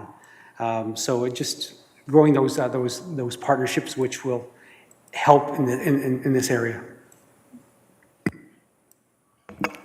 Thank you. Others? I have a couple of process questions. So when we got to this slide, my mind goes to EV chargers, but that's our Enterprises Corporation, or water and wastewater, which is our in-services. So I'm sure most strat plans that you work on, that type of conversation is around this table. And with them in a separate corporation, and their own strategic plans, how does that work? How do we meld that together? And I don't know if that's a Sabine or a Stacy question, or if that's an Oliver question. I mean, there's a couple of things. One is you can advocate for anything like more activity to improve. That certainly belongs in your plan. It probably doesn't belong in your plan to tell another agency what it's going to do in the sense of we'll specifically achieve this, but you can say we'll advocate for it or we'll promote. But that would be my initial answer. But I think this is one where I think Oliver's answer is the more important answer. I think what I would add to that is just the distinction of us being the sole shareholder of those companies and our governance role in those companies gives us a unique ability to influence what they do, including things like shareholder direction, which the town has issued in the past and could issue again. And that's part of what the utility review that we're doing this year is all about, is as a shareholder, are we satisfied with the direction that these companies are going? So that's a little bit different than, let's say, an Enbridge, where we don't have that, ownership connection and the same ability to influence. So, and I think if we zoom back to the beginning of this meeting and talk about the scope of the strategic plan, can the strategic plan speak to goals that go beyond just what the town itself does? I think the answer we've heard tonight is that it certainly can. Wonderful. So then my comment to that would be then I think we need to be more assertive as a shareholder, giving shareholder direction on, new technology and water and wastewater, build more EV charges, like advocacy in that direction to those companies. My other question was in terms of, I could have swore I saw on one of these slides that staff administration thought that either the mission or the vision was weak or needed more direction, and now I can't for the life of me find it. Survey.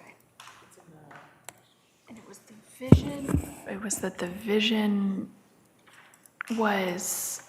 Oh, there it is. Yeah, there we go. Yeah, 63% agreed with the vision, but only 44% thought the mission was still relevant. Okay, thank you. Which we may also be able to talk a little bit about today, or just to get you thinking about the vision and mission. All right, thanks. Others on the sustainability slide? Councillor Waters? I will mention, I wholeheartedly agree with what you just said about our partners, our in services and in power, that I think that we can do a lot more together, working together, we're all rowing in the same direction. So I think a stronger presence and mention from us where we want them to go is really important. So I wholeheartedly agree with you on that one. Kevin? I guess my comment on this slide would be on the invest in infrastructure renewal, because I think a lot of residents are living right now when we get behind. We just heard today that Innisfil Beach Road across 400 is going to be not available for a month, and so we can't get across in Barrie at Mackay, so then we have to go, it's just, it's so unsustainable to have to catch up. And I know those are the difficult decisions where we have to prioritize. Do we spend more money on roads, which you can never spend enough on, or whatever the infrastructure we're talking about? They're expensive items, and to me, having that at top of mind is very important when it comes to sustainability. That's a great point. And actually, if if no one had a comment, I was going to go there and ask about that because, you know, not every strategic plan has something around, you know, asset management or infrastructure renewal because it's something you do every day. You're going to do it. You're doing it now. You're going to do it during this life cycle of the strat plan. You're going to do it after. You're never going to stop.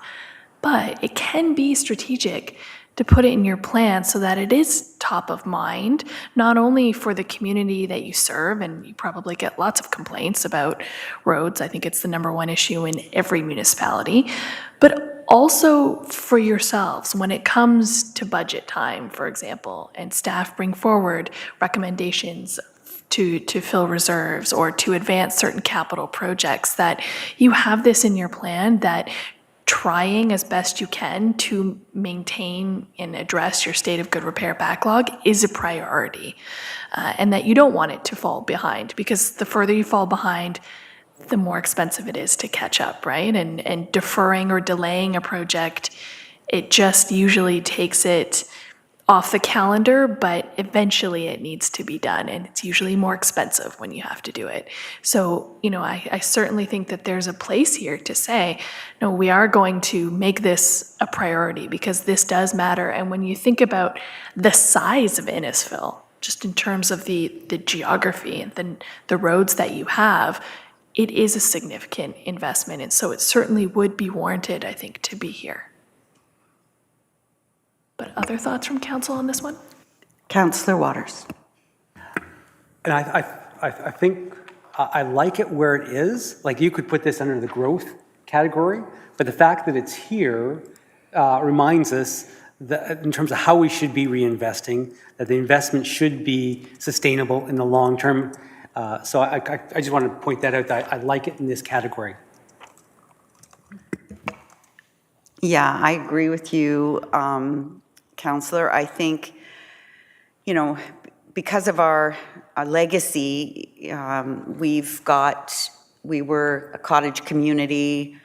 Roads were built where it wasn't even town-owned property, but became permanent. You know, small cottages became huge homes. And so the infrastructure fell behind. You know, I'll quite often hear from residents, well, how come the new subdivision has all the nice roads and I still have a gravel road? But it's because the people who moved into that subdivision paid for that infrastructure when they moved into it. And we have traditionally have fallen behind, or have such a big gap between, you know, what we want. I think of like St. John's Road and Maple, where we, you know, in order to put curb and gutter and sidewalk in there would be a project that, you know, we couldn't afford. The biggest project that I've seen since I've been here was the Innisfil Beach Road project, which Innisfil Beach Road had open ditches and no sidewalks until we moved forward that project. There's a stormwater pipe underneath Innisfil Beach Road you could drive your car through. And all of that infrastructure was a huge, huge investment. And it's one we have to keep making and make a priority, because as we're a growing community, having roads with no sidewalks and open ditches is, with the type of traffic that we're seeing today, is not sustainable.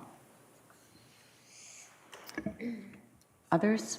And I would add too that in addition to roads, this could affect other types of assets and amenities, right? As you grow, you're going to want to invest in facilities, whether that be yards or other facilities, or new community centers or other other facilities like that. That this is intended to help you and to help guide you as you look towards the future of growth, to make sure that you have everything you need from an infrastructure perspective, that which most residents cannot see, which is beneath, but also that which they can, which is the stuff that often receives more attention just because, you know, people can see it. People on my way here, my sister who lives in Cookstown was talking to me about the why, but you better believe she's never once spoken to me about, you know, the pipes or the underground road infrastructure because, you know, you just don't see it. So this is intended to be all encompassing as you plan for growth in a sustainable way, to do that which is required, that is both visible and invisible.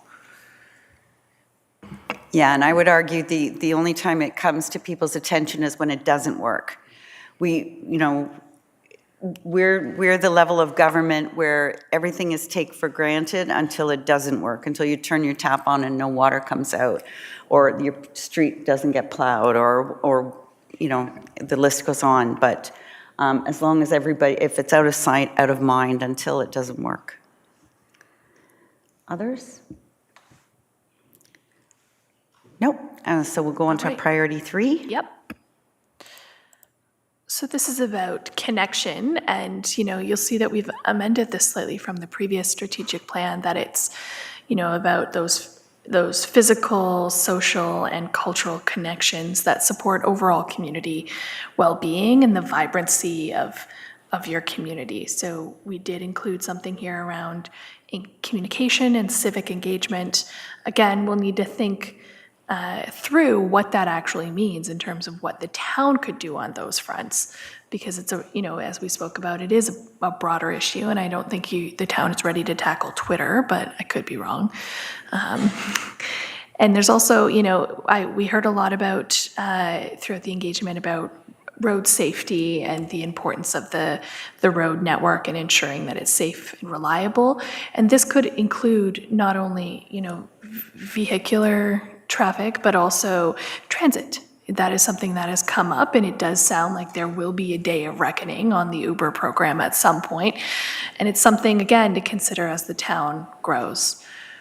We also have something that is quite vague around, you know, supporting a healthy, active, and safe community. And I think this is an opportunity for council to have a discussion about some of the programs and services that it currently provides, and whether it would like to, you know, do you want to go more into that lane that is what we might consider more appropriately the lane of other governments, whether it's the county in terms of community safety and well-being, whether it's the province in terms of healthcare. We know Innisfil has made some investments already, so it's worth thinking through about, you know, what role the town would like to play here.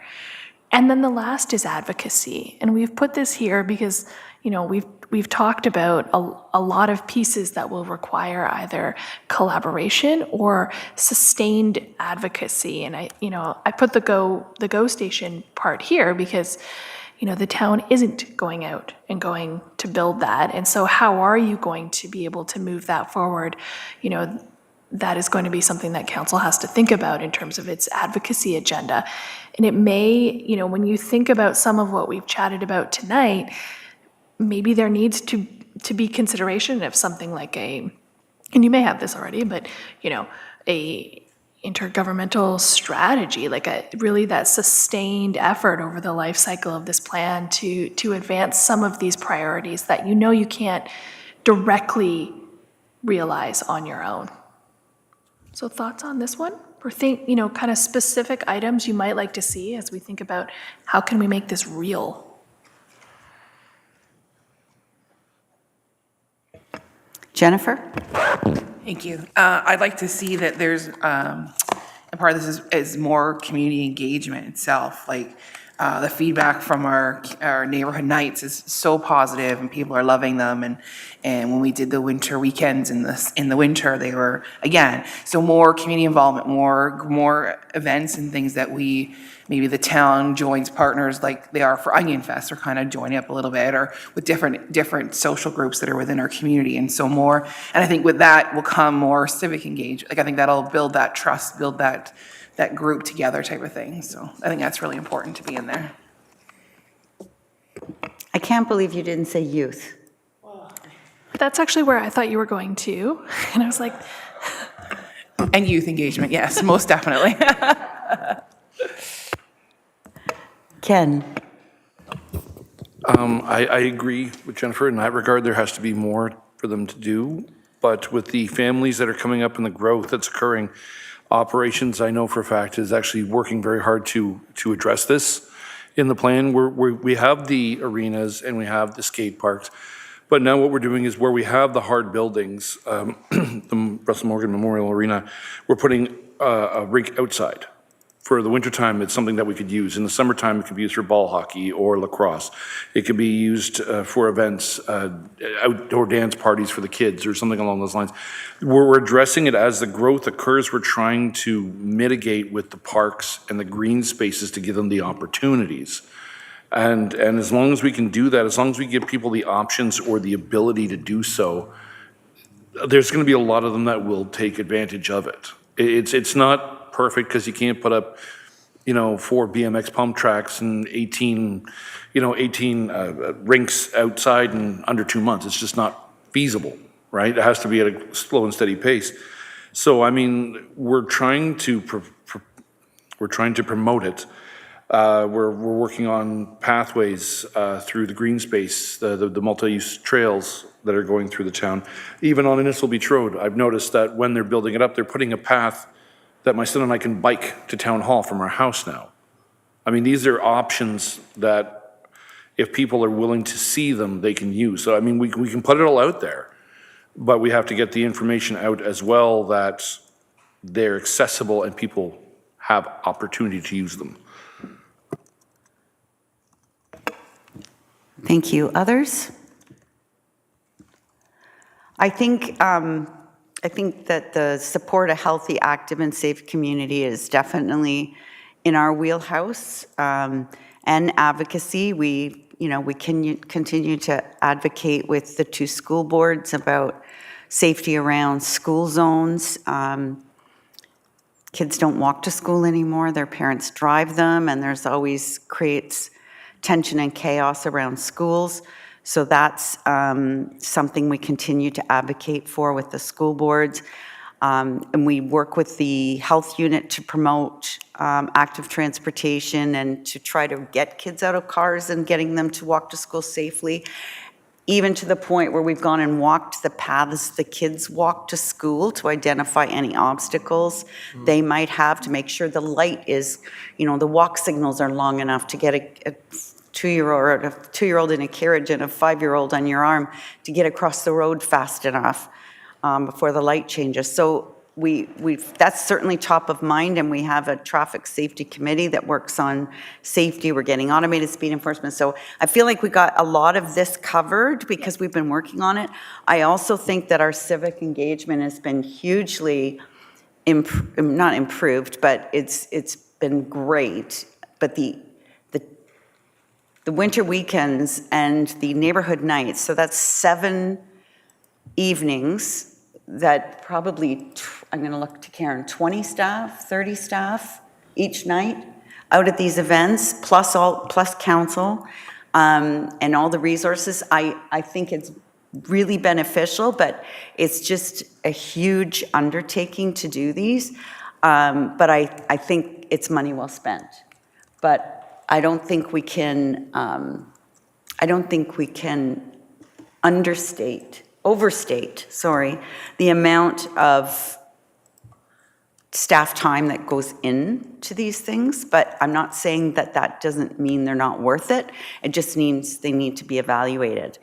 And one of the things that I think we will be able to approve on when we get our special events person who's coming shortly or is here, that we've got a whole bunch of really community-minded groups all throughout the town, and they don't always connect. So we'll have, the Rotary Club doing an event the same day as the Cookstown Chambers doing the Wing Ding, or we'll have the Painswick Horticultural Society doing something the same time as a group, the Pitch-In Day, for instance. So we've got all these groups, so that getting that coordination between, and I mean, maybe they just don't care. That's the day they've done it, and that's the day they're always going to do it. But it would also be nice to have each of these group kind of go out and support each other, because again, that will connect our community, because it is a huge community. For me to go to Big Bay Point, for me to go to Friday Harbor, that's about 35, 40 minutes from door to door. So it's a commitment to get there to one side of and that's with no traffic. That's when IBR is open. So, so I'm just saying that that connect piece is one that I think is a real opportunity for us, because if you can get people from one part of the community to go to another part of the community, spend money in those restaurants and businesses, get to understand that that's all part of Innisfil. It's incredible to me that people don't think that, Guilford's part of Innisfil, or they think Thornton is part of Innisfil, and it isn't. So that type of getting to know your community, I think, is a great investment.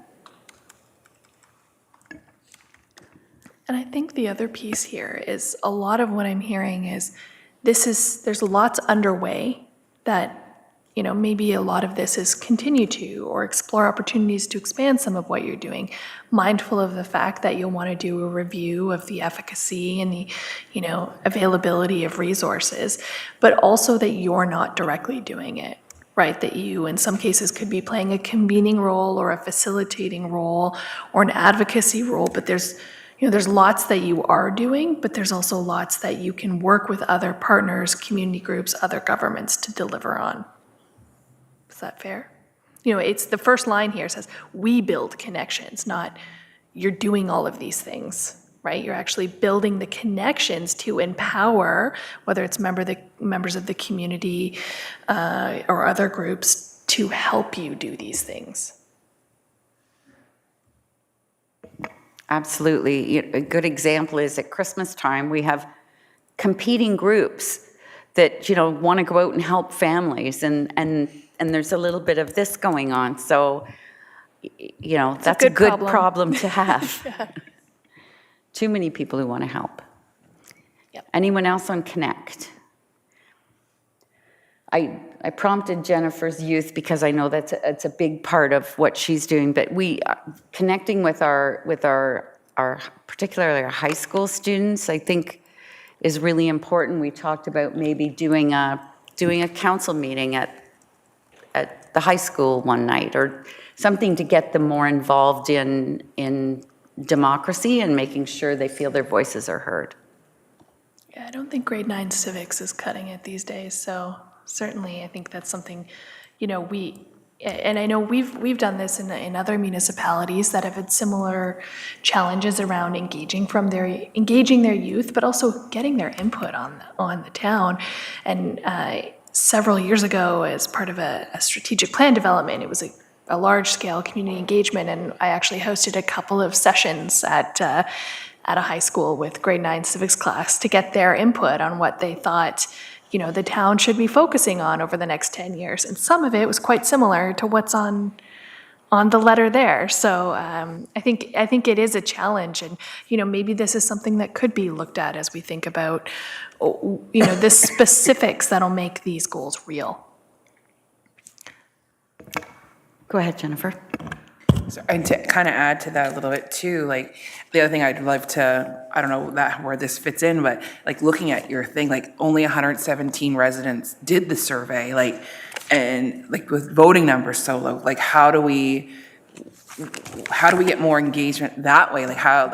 They're quick to voice their opinion on social media, but when you throw a survey in front of them, they don't want to do that. So how do we bridge that so that they feel that they can fill that survey out, because that's where we're going to get some good data, as opposed to saying something on Facebook or something like that. And then I think that comes part and parcel. Then to get that youth in, I wonder how many, I look at that, I wonder how many of those were high school students that could have filled that out, or were those people, did they live only in Alcona, or are they people that lived in Innisfil, that sort of thing, or sorry, not, in different parts of Innisfil, sorry. We actually do have some of that data, but not at my fingertips, but yes. And it's funny because Sabine and I just had this question about a week ago in a completely different municipality in a completely different part of Ontario around this survey that they did. So, do you want to share what you share with them. Well, you could talk for days about how to fix the problem of democracy in the Western world, and a big start of it would be if all of our leaders in the most important chairs in the world would live up to the positions. Then it'd be a lot easier to command the respect of the position, right?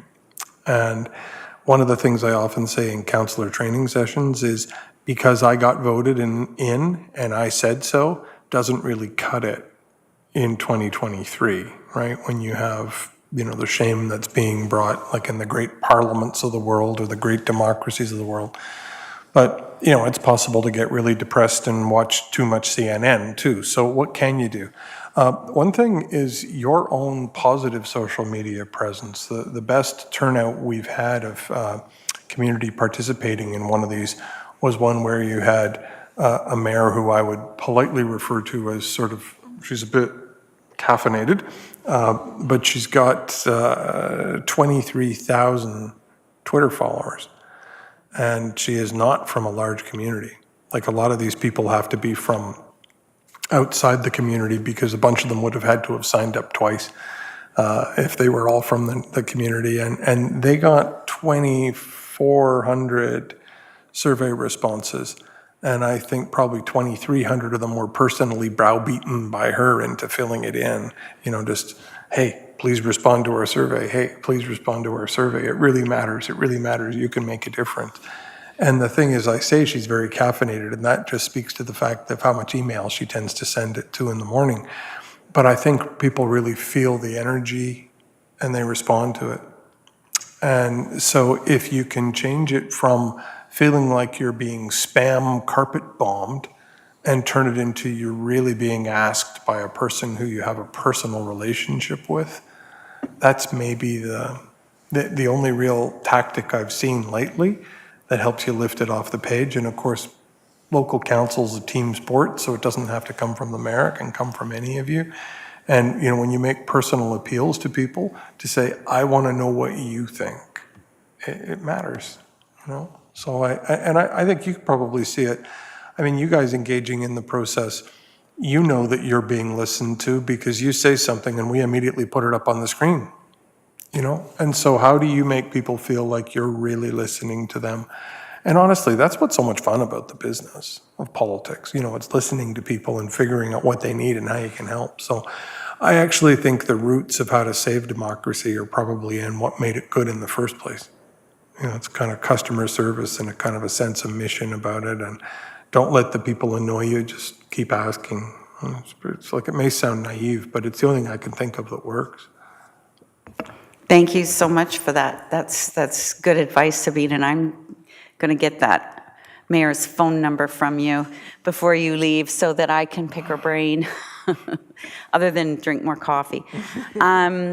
Yeah, and I think part of this goes back to the sustainability piece too, because if we engage the youth, it's a lot about showing them all the wonderful jobs there are that in public administration, and how we've, besides the Healthy Democracy Project, the other project that AMO's working on is the workforce development piece.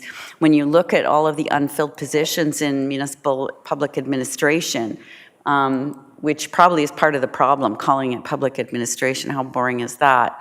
But community building, or I went to the high school graduation, and I'm going again in a couple of weeks, but they march across the stage, and besides watching the young girls try to walk on the really high heels, the next really thing you notice is that they all want to be either firefighters, teachers, or crime scene analysts. Thanks to CSI, I'm sure. But one young lady walked across the stage, said she wanted to be a bylaw officer. Well, I almost chased her down with my business card, like, come work for us. So I think, getting the youth and getting them to start thinking that, a water operator makes a really decent living, their talents are transferable anywhere, and great pension and good work environment, and getting the youth thinking about something other than, firefighters and teachers. Anything else? Okay, think we're it's going on to serve. And I think Priority that's a 4. good segue, right? Because I think one of the challenges that we identified, and again, you could view it as a threat because it's not unique to you guys, is the challenge with staff retention and attraction. It's, I'm sure that you've all seen, whether it's through AMO or AMCTO, there are a lot of job postings for municipal staff, specifically in professional areas like legal services or planning. And so what makes Innisfil an employer of choice? And I can tell you, as someone who's read a lot of strategic plans and written quite a number of them, employer of choice is the word of the day in terms of municipalities putting themselves forward. But, without the jargon, one of the things I think you do want to think about is how to build that organizational resilience, how to diversify yourself on the marketplace. Like, what makes this a great place to work? And so what are the things that we might want to include in the strategic plan to make sure that you have not only the bodies, the staff in place to deliver, but you have the knowledge and expertise that you need that will likely need to evolve over time, right? You're seeing municipalities as they embark on new projects around, climate and sustainability or diversity, equity, and inclusion, needing to bring expertise in-house because they may not have that, needing to retain consultants to do that kind of work. And so, what are those things that the organization needs to deliver on everything we've talked about today? And again, this is probably something where we'll deep dive into this one, especially more with your senior management team, since I bet you they have lots of ideas about what they need. But, are there things that, when you think about Innisfil as the public service that you and your staff provide, what are some of the things that you'd like to see them do, those goals?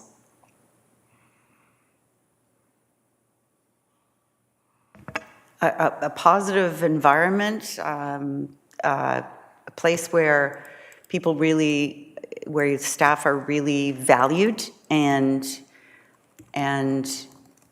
cared about in good times and in bad, feel supported through tough times. Yep. And I know it sounds stupid, but pets in the workplace policy, huge. Like, I can't tell you how it lightens my mood when I walk through customer service and I see the little gate there. I know somebody's puppy is there. It's like, oh, I get to see a new puppy today. But yeah, I think it's something that's really valued by the employees that are here.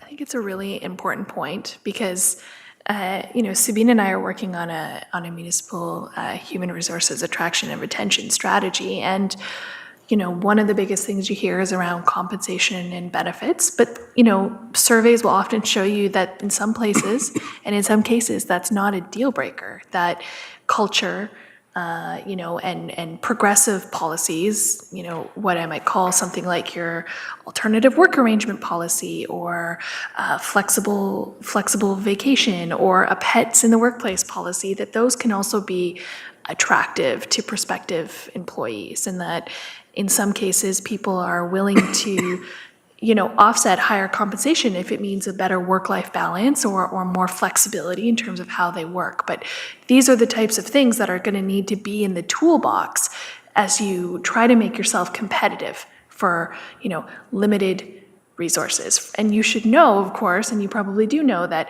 every other municipality is looking at Innisfil and thinking, oh, who of these folks could I poach to come and work for me? I threaten them regularly. But I would also say continuous learning, providing opportunities for advancement and just lifelong learning, and getting involved in whatever professional development, getting involved in AMO or in AMCTO or in the Ontario Builders Association, whatever that acronym is. Like, there's so many opportunities, OPPI, all the different organizations that are out there, because I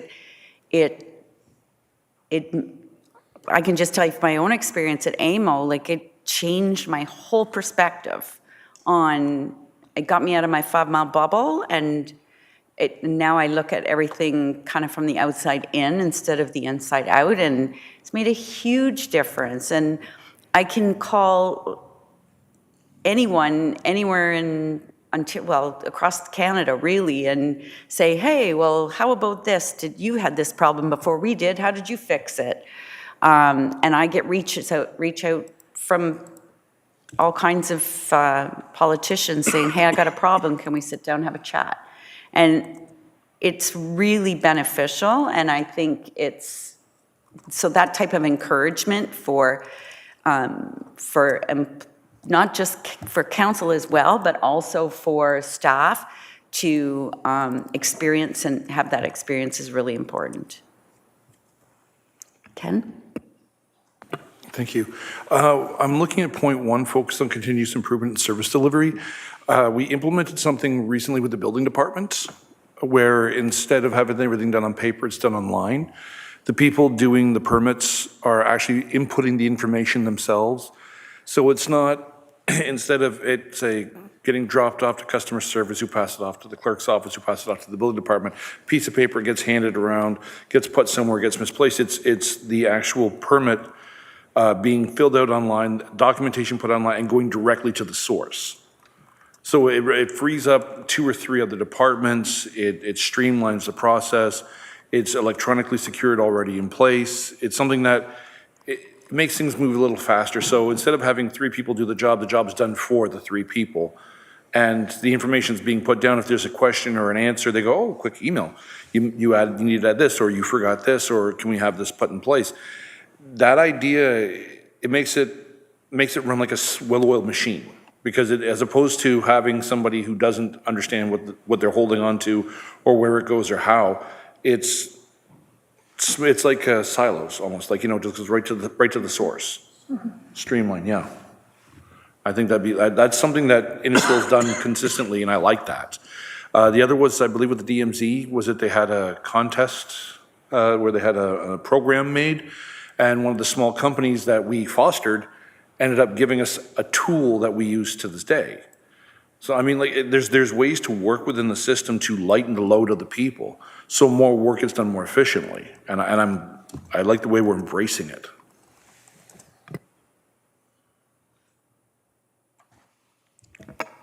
What about on the last one? So I was just going to say that and this is probably more a council one than a staff one, but not to borrow from our future. So particularly, maybe it's an election year, you want to have a 0 tax increase, you want to give everybody everything that's on their wish list, you got all these reserves, why don't we dip into them? And then the next council finds themselves in a whole mess of trouble because the reserves were all robbed. So I would suggest that just, make sure you don't just think 4 years till the next election. You think long-term, how we're going to, what's the word I'm looking for? Be sustainable for long term. Like, I'll give you an example. We had an election issue once, which was selling our utility, our InPower utility, our LDC. And, you'll get all this money, and with all this money, we can do all this. But at the same time, because of the lands that were annexed from us, InPower has the ability to service all that land. So setting ourselves up for big dividends when that growth happens and we're getting the revenue for all of that servicing in the south end of Barrie, harder now because we've got to build all that infrastructure, and it's not easy to pour in all that money. But looking long-term, setting ourselves up for this big dividend on the backs of customers outside of our municipality would be good for the long-time future of Innisfil. I feel like I'm doing all the talking tonight. I feel this is kind of like, and I'm looking for other people to put in their 2 cents worth before it's too late. Now is the time, folks, because once the strat plan is done, that's our strat plan. Staff have their marching issues, and that's where they're going. So there's no opportunity then to like turn the corner and do something different. Alex. Thank you. Generally on that comment, so far I like what I see, and so it's not like when we did this 4 years ago, and Sabine was running all over the place with the sticky notes, which I do like, by the way. You're a lot more active back then. But I like what I see so far, so I haven't had as much to say as we did last time. So, but I think I'm just going to step back to number 2. But I find this part the most perplexing and the most frustrating, because in our staff surveys, they tell us that staff enjoy working for Innisfil. But personal growth calls them elsewhere. And the number of times, I find a project has stopped and I find out because the staff person left. And if you look around the table, our CAO is new, our Director of Planning is new, Nicole, even though you came up the ranks, everyone is new in the past 5 years. And so it's great that we get that renewal, but at the same time, for continuity, it makes it difficult. I'm a big advocate of training, but the problem with training is once you train somebody, they've got this new skill set. And my biggest worry that they're going to go out and leave us. We have a staff person who's Passive House certified, which I advocated for. But my biggest fear is she's going to leave. So that's the part I find kind of difficult in a small municipality.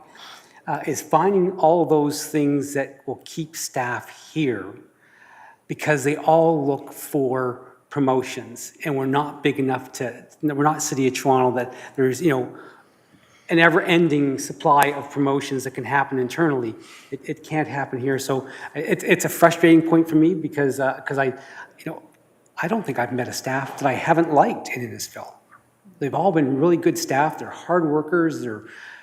So it's I just find it frustrating, so I just wanted to make that point.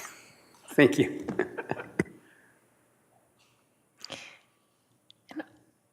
I know we need to wrap up, but I want to be clear that this is not the last time you have a chance to provide feedback. It's been a long session. You guys vetoed the break. But we got through it. But take this back. Think about what we chatted about tonight. You have the draft materials that we worked through, and you'll have an opportunity again, because we're actually going to bring this back to you in August, revised, updated with specific action items, and so that you can see what this means from an implementation perspective. Like, what are the things that we're actually going to do to deliver on these goals? And you'll have an opportunity at that time to provide input. So in some ways, we're in the middle stage. And this is the hardest part, is thinking about those big lofty goals without a full understanding of what they're actually going to shake out to be in terms of those specific implementable action items. So this is just the first stage. So please do reach out to Sabine or myself if you have, further feedback that you didn't get to today. I know, it's been a long session, and that there's a lot that we threw at you, from financial sustainability to the natural environment to the threats of the province and civic engagement. These are not small issues that we can, really deep dive into, or that you can share all of your feedback on in 2 hours. And we just want to pop back up here, or down. Final parting. So just a couple of thoughts. One of the things I was doing while you were talking and while was running a cross-check versus the SWOT, to see if all the things that we were talking about had been captured in some way, so that we were matching strengths with weaknesses and opportunities and threats, so that ultimately you've got a plan that's capturing all the content that you said was more or less on the right track. And so, the way you read it is, the green is the stuff that comes out of the strengths columns, and lighter pink is out of the weaknesses, darker pink's out of the threats, and the yellow is a cross-pollination of the opportunities column content, as well as the stuff that made it up into the 3 pillars, or 4 pillars that Stacy was just taking you through.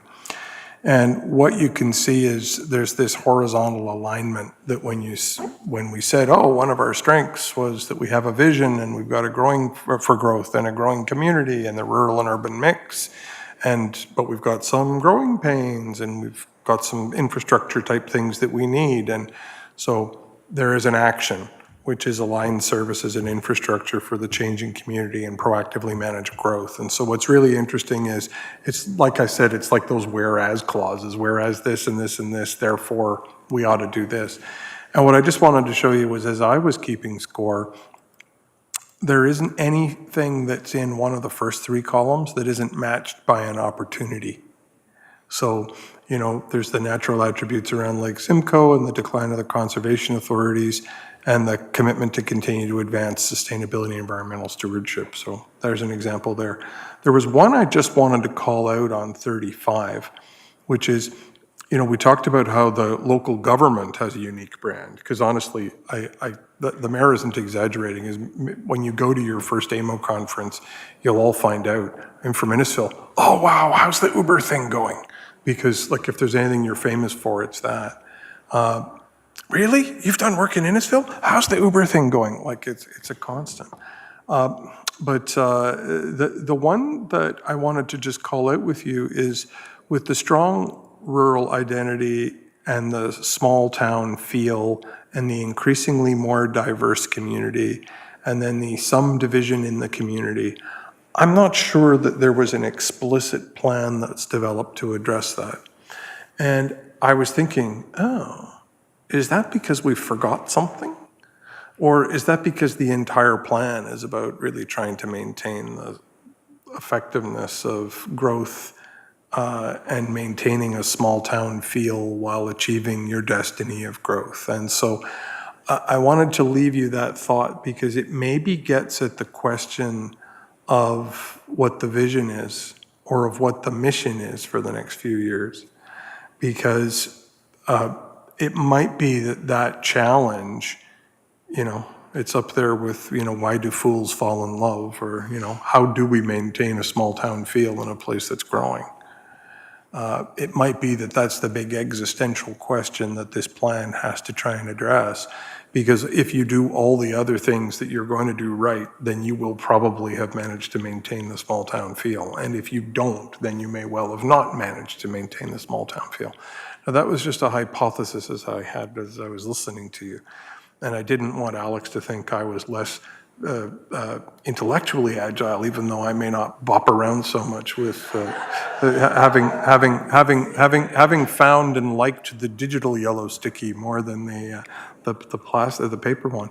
But just the last slide, you'll see it's got that same, everything's at least covered off by a strategy on the yellow column. So not to belabor it, but Stacey, I don't know if you were just going to make a couple of comments about where we're heading with the next steps.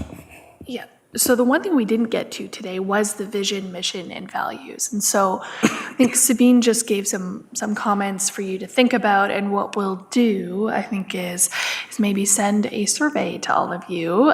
This is something we found that's helpful, where we kind of break down the elements of the vision, mission, values, and get your feedback that way. And then at our next session in August, we'll start to figure out, okay, now that we have a better idea of what the strategic plan framework actually looks like, how do we make sure that our vision, and our mission are aligned to that? And that's why we do it backwards, right? A lot of places you start with vision, mission, you start with the big statements, and then you get into the meat of it. We like to go the other way. And so take what Sabine just showed you and also the slides that we prepared, and start thinking a little bit about that. And we'll follow up with a surveyor. Also happy to have a chat as well and to get your thoughts on the vision, mission, values. And then next week we'll be meeting with your senior management team to start thinking about the strategic initiatives or those specific action items, as well as, performance measures that we can include in the plan to support the tracking and monitoring and evaluation of progress. And then we will be back here in August, which we're excited about. And I think not to speak for both of us, but pretty much to speak for both of us, we are so thankful for the time today and for your attention and your feedback. These sessions are always a privilege for us to be a part of, and so thank you.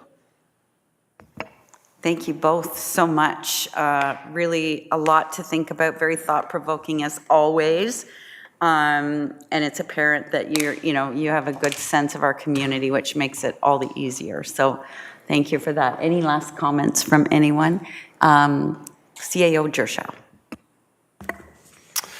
Thanks, Mayor Dolan. I just wanted to take a moment, first of all, to thank Strategy Corps for joining us tonight and walking us through really a lot of ideas and content and questions. I mean, there's a lot to chew on here, so thank you for your guidance with that.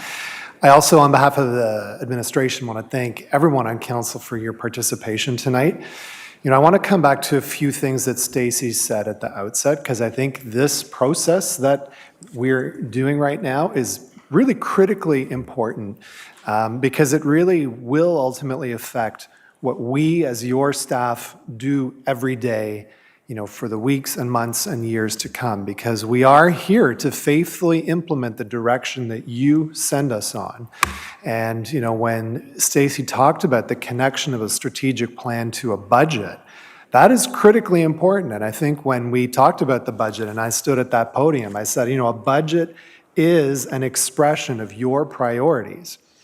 But let's keep in mind, especially when we're talking about an operating budget, that budget turns into actual people who sit at desks or, drive a truck or actually implement and do the work that needs doing every day to fulfill this direction. And I think that's where we need to have a very realistic conversation around capacity.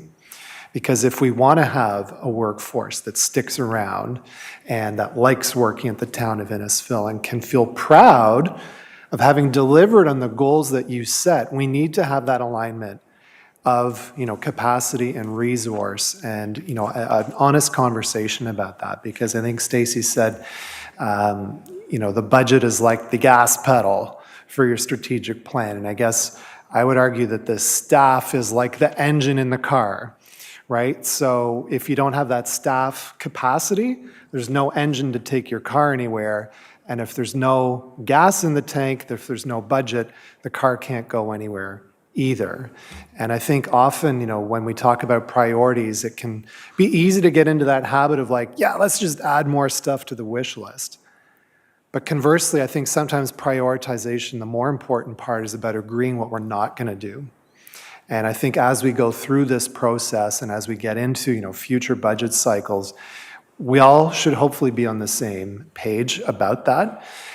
Because there may well be cases where, one person can only do so many things in a day. And if council wants to make progress on a lot of things, it may be that we can only make a little bit of progress on a lot of things. But if it's only a few things you really want to focus on, maybe we can make more progress on a fewer number of things with the resources that we have, because we're always going to be constrained at some level. And I think if we can be realistic about that together, as council and administration, we can really accomplish great things. And then that's going to help all of the leaders in this room turn around and talk to their teams about, look, here's what we need to get done this week, this year, this council term, this decade.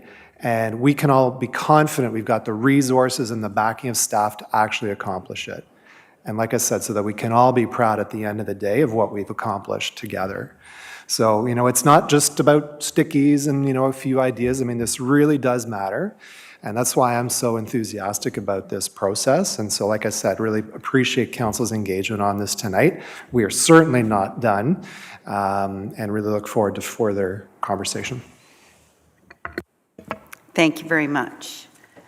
So we'll then ask for a mover and a seconder to receive the information tonight from Strategy Corps. Councillor Richardson and Councillor Waters, all those in favor? That is carried. Next, we have the Community Strategic Planning Workshop, the information gathered. Deputy Mayor Fowler, Councillor Zanella. All those in favor? That is carried. Confirming bylaw is moved by Councillor Constantine and seconded by Councillor Ices. All those in favor? An adjournment. Councillor Drodge isn't here tonight, so I'll have to go with Councillor Richardson and Councillor Waters. All those in favor? That is carried, and we're adjourned at 7:38. Thanks for any of those who stuck around online to watch us, and really appreciate everybody's input. And please feel free to reach out to Sabine and Stacy with any thoughts that you have at 3 o'clock in the morning. But don't expect them to respond to you at 3 o'clock in the morning. Did I do all in favor